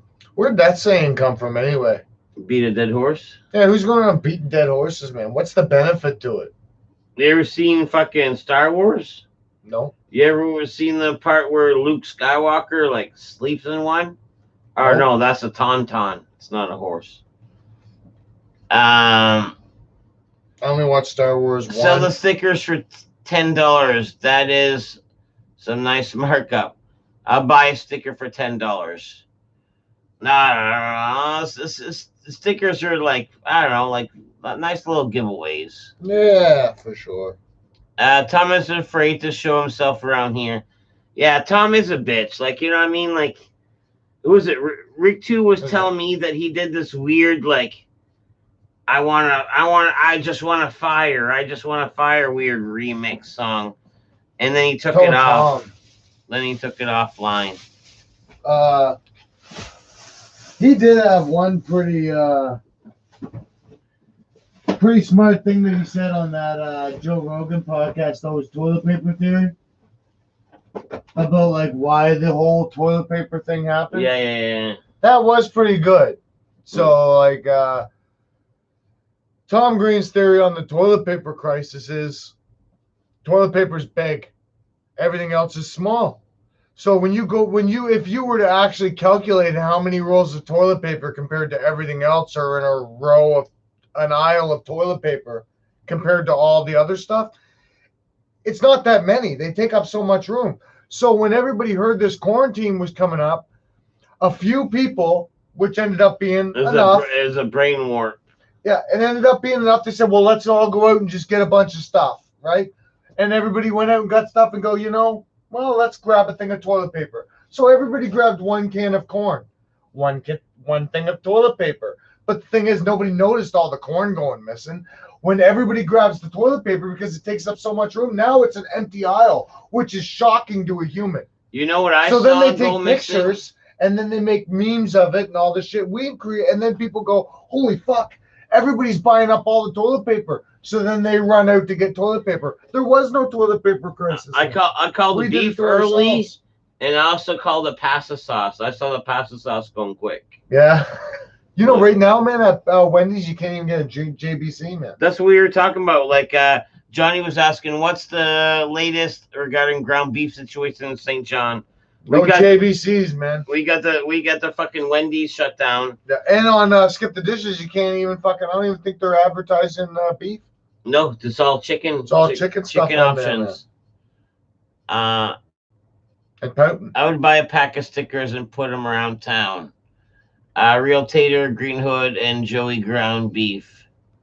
Joey Ground Beef, is that Joe? BBJ? Yeah. Real Tater, Green Hood, and Joey Ground Beef. Forget about it. Oh, Joey Beefs. Forget about it. Joey Beefs. There's a lock in New York that they make, actually, that's probably the best bicycle lock that you can get right now. Yeah. Because in New York, bicycles are huge, right? Yeah, bicycle theft's huge, right? No, it's like a crazy bicycle lock. Oh, it's not crazy. It's a very good bicycle lock. It's called the Forget About It. Yeah. Forget about it. Oh, is that real? Forget about it? No. It's a fugazi. Fugazi. Fugazi. Yeah, Fugazi. It's Yeah. a fucking fugazi. Yeah, Fugazi. Forget about it. Fucking forget about it, huh? I told you to say you were in a sanitarium. I told you to say. That's actually not too bad. Not too bad. That's actually not too bad. That's actually not too bad. If you have an onion that is rotten on the outside, you can carve that off and eat the inside. That's Rick too, for sure. Yeah, and I totally agree with that. What did he say? Like, it's like cheese. You dig deep enough in an onion, you can find some good parts. And man, I love onions. And yes, I've scavenged an onion where it's like, wow, man, it's fucking green What's on the the good outside. part of an onion? All of it, and if it's not discolored. It's pretty close taste to the bad part, though. Because onion's onion, kind of. I don't really notice, like, when I did, I never knew there was, like, is there like a scale of onion flavor? There's layers. Like peppers and wine? No, there's not scales, but we're just saying, like, he's just trying to give me a life tip that I was already aware of because I love onions. Well, it's like cheese, right? If cheese is moldy, you can cut the mold off and eat the cheese, right? It's like a head of lettuce. Like, if the outside's rotten, just peel the rotten and the inside's good. Peel them shits back. A wise man once said, peel them shits back. Peel them shits back. And then eat the shits. No. The non-shits that you done unpeeled. Eat them shits after you done shits that peels backs. Yeah. Mm-hmm. That's like fucking Jay and Silent Bob, man. Movie poop shoot, man. They're like, we're gonna make them eat shit and then eat the shit that we made them shit, or whatever the fuck that they say there. Tom McDonald does a fucking crazy rap song. It's like, you piece of shit. No, not like a real piece of shit. Like if a piece of shit ate a piece of shit and then had a piece of shit and then had a big shit and then re-ate that piece of shit, you're that piece of shit. Like, you know what I mean? I was like, small one. I was like, holy shit, Tom McDonald. That was like, wow, that's deep. That shit's been shit too many times. It's probably only like that big. That's anyway. deep. It's a small piece of shit. If you call a guy that big of a piece of shit, that he's a piece of shit, that he had a piece of shit, then he ate the piece of shit. You can only eat shit and that shit so many times until it's a small piece of shit. So really, you complimented him. No, you're not expecting him to only have that meal throughout the day. Like, you know what I mean? He had that piece of shit and also a sandwich. And also a sandwich. Fresh shit needs to open back up, man. I need McDonald's right now. You want a piece of pizza? You want slice? No. I need McDonald's right now because I want a giant box of nuggets. Yeah. And I already got all the accoutrement at home. The old Kraft barbecue sauce. Okay. You love McDonald's nuggets? Oh yeah. You ever fucks with the honey? Honey mustard? Nope. Slow your roll, hon. Just honey? Just honey. No, definitely not. That is a sauce. Yeah, like, you know, even when you order on Skip the Dishes, that's a legit sauce. I never even noticed it on there. It's legit honey. You dip that chicken nugget in honey, and it's the best thing in the world, dude. I'll try it for sure. I don't think I've ever put honey in anything. It's the best. It's a sauce option. I made mead one time. I put honey and made alcohol, but I've never consumed honey on a sauce. No, it's a thing. Those bees do a fine job. Oh yes, they know they're fucking fine job, man. The murder hornets are gonna take. I can't wait to see how much fucking honey they produce. They seem so much bigger. Man, I watched the video, man, of those murder hornets over in Asia. Yeah. And the Asian bees actually have like a defense mechanism. So like these Asian hornets, they'll send like a scout out and the scout will find like the bee's nest and then go back and then they come back and they slaughter everybody. It's almost like the bees are wise, like, get that fucking scout. Yeah, the bees, the Asian bees over here, they can't figure it out. But these Asian bees take a while. Have adapted, right? So they can determine. Sometimes they can figure out that there's a scout there just think it would be obvious it's huge, but like it's all on pheromones and crap. Mm. But like and then the way the guy described in the YouTube video is they'll set a trap and they'll lure the scout in. So normally he would fly away and go get his buddies, but they lure him in somehow, and then they'll all jump on top of him and start stinging him. Now the stinging doesn't actually kill him, but it makes him not be able to move. And then they keep jumping on him like a bear pile or a dog pile. Yeah, and just get him. And then they start vibrating, and when they vibrate in this dog pile, it creates a temperature increase, and they raise the temperature. What? I'm telling you, down. They have the cameras on it and everything. Who are you saying that this is what happens? I'm telling you, man. This is what they do. They heat him to death? Yeah, they cook him. Oh, stop it. You can watch YouTube videos of doing it. You want to hear the crazy part, though, is this is the part you're not going to believe. If you don't believe that. I don't believe that part. The hornet dies at 115 degrees Celsius, right? Okay. The bees die at 118 degrees Celsius. They heat the fucker up to 117 degrees Celsius, man. That's what this video said, man. That's I'm telling you, man. I'm telling you. You eat pieces of shit for breakfast? Yeah. Yeah. I had pieces of shit like that. Yeah. Grizzly Adams did have a beard. No, there is a. You can get beef at the grocery store, but sometimes like McDonald's sweet and sour nugget sauce is perfect, says Papa Kale. Oh, you gotta live. Honey on a fried chicken and nugget is a thing. It's a good thing, yes. Johnny Zool. Heinz spicy ketchup is an underrated hot sauce. I mix apple cider vinegar with honey to get it down. That's right decent. Too? Yeah. Yeah. I knew that. That's the guy who's got some apple cider vinegar laying around. You know what I'm saying? Yeah. He's drinking that shit, cleaning his ass out. You're not wrong with that. Honey on a biscuit is heaven. It's true. I saw the video. Dead poop. I have seen this Asian beef footage. They really do cook the hornets. So Johnny Azul's back in your story. So I believe it now. Yeah. What do I add to my veggie sandwich? Sprouts, tomatoes, sliced pickles, and what? Okay, sprouts, tomatoes, sliced pickles. I like mayo and a bunch. I personally like a lot of bunch of pepper and cheese, and that'd be a decent sandwich. I've said it before. Tater is a pool of knowledge. Useless knowledge. Yeah. Roast beef. Yeah. Roast beef au jus? He said a veggie sandwich. But yeah, definitely Sam here. Like fucking add some meat to that. What would make a veggie sandwich better is fucking meat. Okay. Bacon.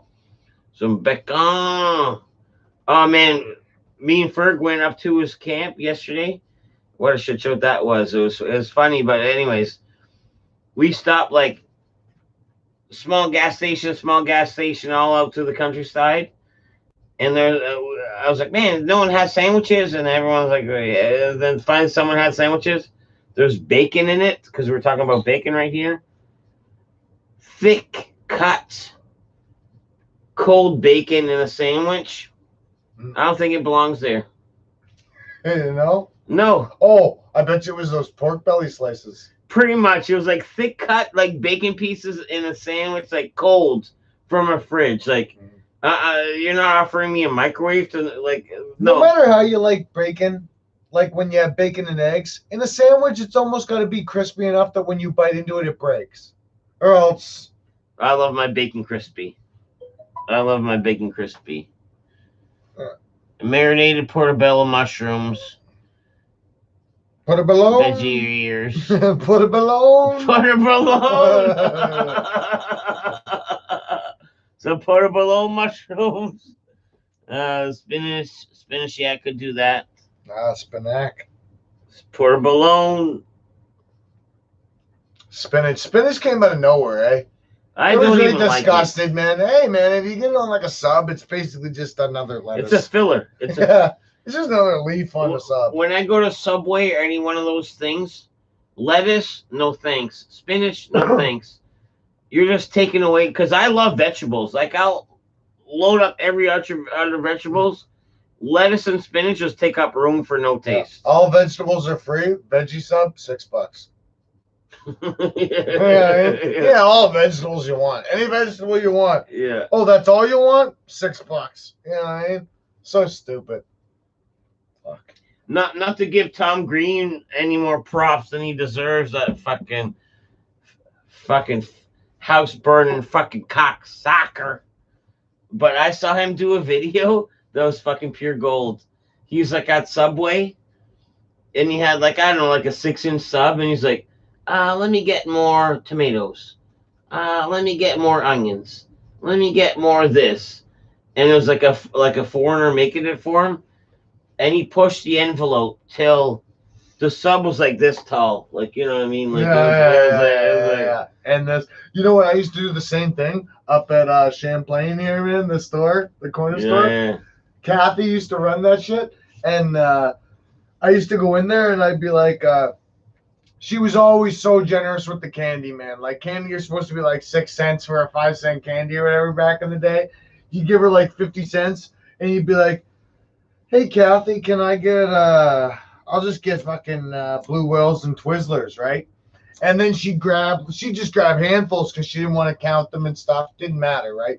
So she started throwing them in, and then you'd be like, oh, and can I get some watermelon? And then she'd throw those in. Oh, fuzzy peaches. She'd throw those in. I do that like 6 times. And she'd, Michael, for God's sake, stop it. It was like the best ever. You'd have a fucking 50-cent bag of candy, man. It'd be stacked. You know, when I was a kid, you know what the best corner store was to me? The one who didn't think I was a thief. You know why? Because I was thieving. Yeah. When you get, let me get $1 worth of candy. They're like, oh, that's 18 candies. You're like, okay. One. Oh, I know what store you're talking about. 2, skip a few. 1, 2, skip a few. 1, 2, skip a few, man. It's where is it the store that's where the old liquor store used to be? No, like my stomping grounds was the blue store on Fundy Heights. Oh yeah, Fundy Heights. The Fundy Heights blue store. Well, there was the store that the guy was so nice. The smoke shop. Yeah. They used to have a thing where when you went in there, you gave them the money. They told you how many candies, and you picked them. Yeah, and then you're like, 1, 2. It's like, you retarded. 1. Fuck, I'd be eating them. Yeah. They didn't care. It's like a candy. You know, I mean, now people be all butthurt because, hey, man, I need that 6 cents just to cut a profit off those goddamn things. Remember when the fucking penny candy was a penny candy, and the penny candy was like a decent size? I used to get them. I forget what we used to call them. The sprinkles, the chocolate sprinkle candies. Yeah, the chocolate pox with the thin chocolate pox with the fucking little... that sprinkles all on the top. I didn't like those. I love them. I didn't like those. I would drink those.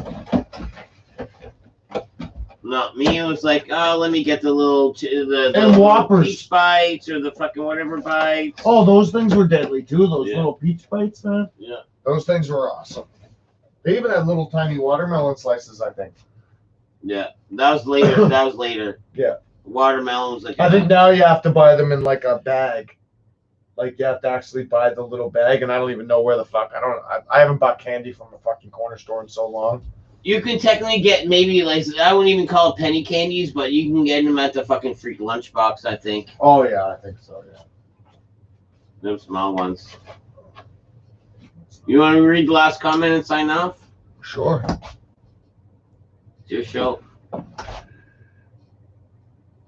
Spinach, yeah, could do that. Roasted bell peppers. Damn, I'm hungry now, guys. Yeah, we're all fucking hungry, boys. We're all hungry. Yeah. All right, guys. I hate to quit. Great talking to everybody, and fucking, it was nice seeing you again. We're at like 3 all night, and then we're quitting at 7. But have a good evening. See you Thanks guys. for hanging out. Peace.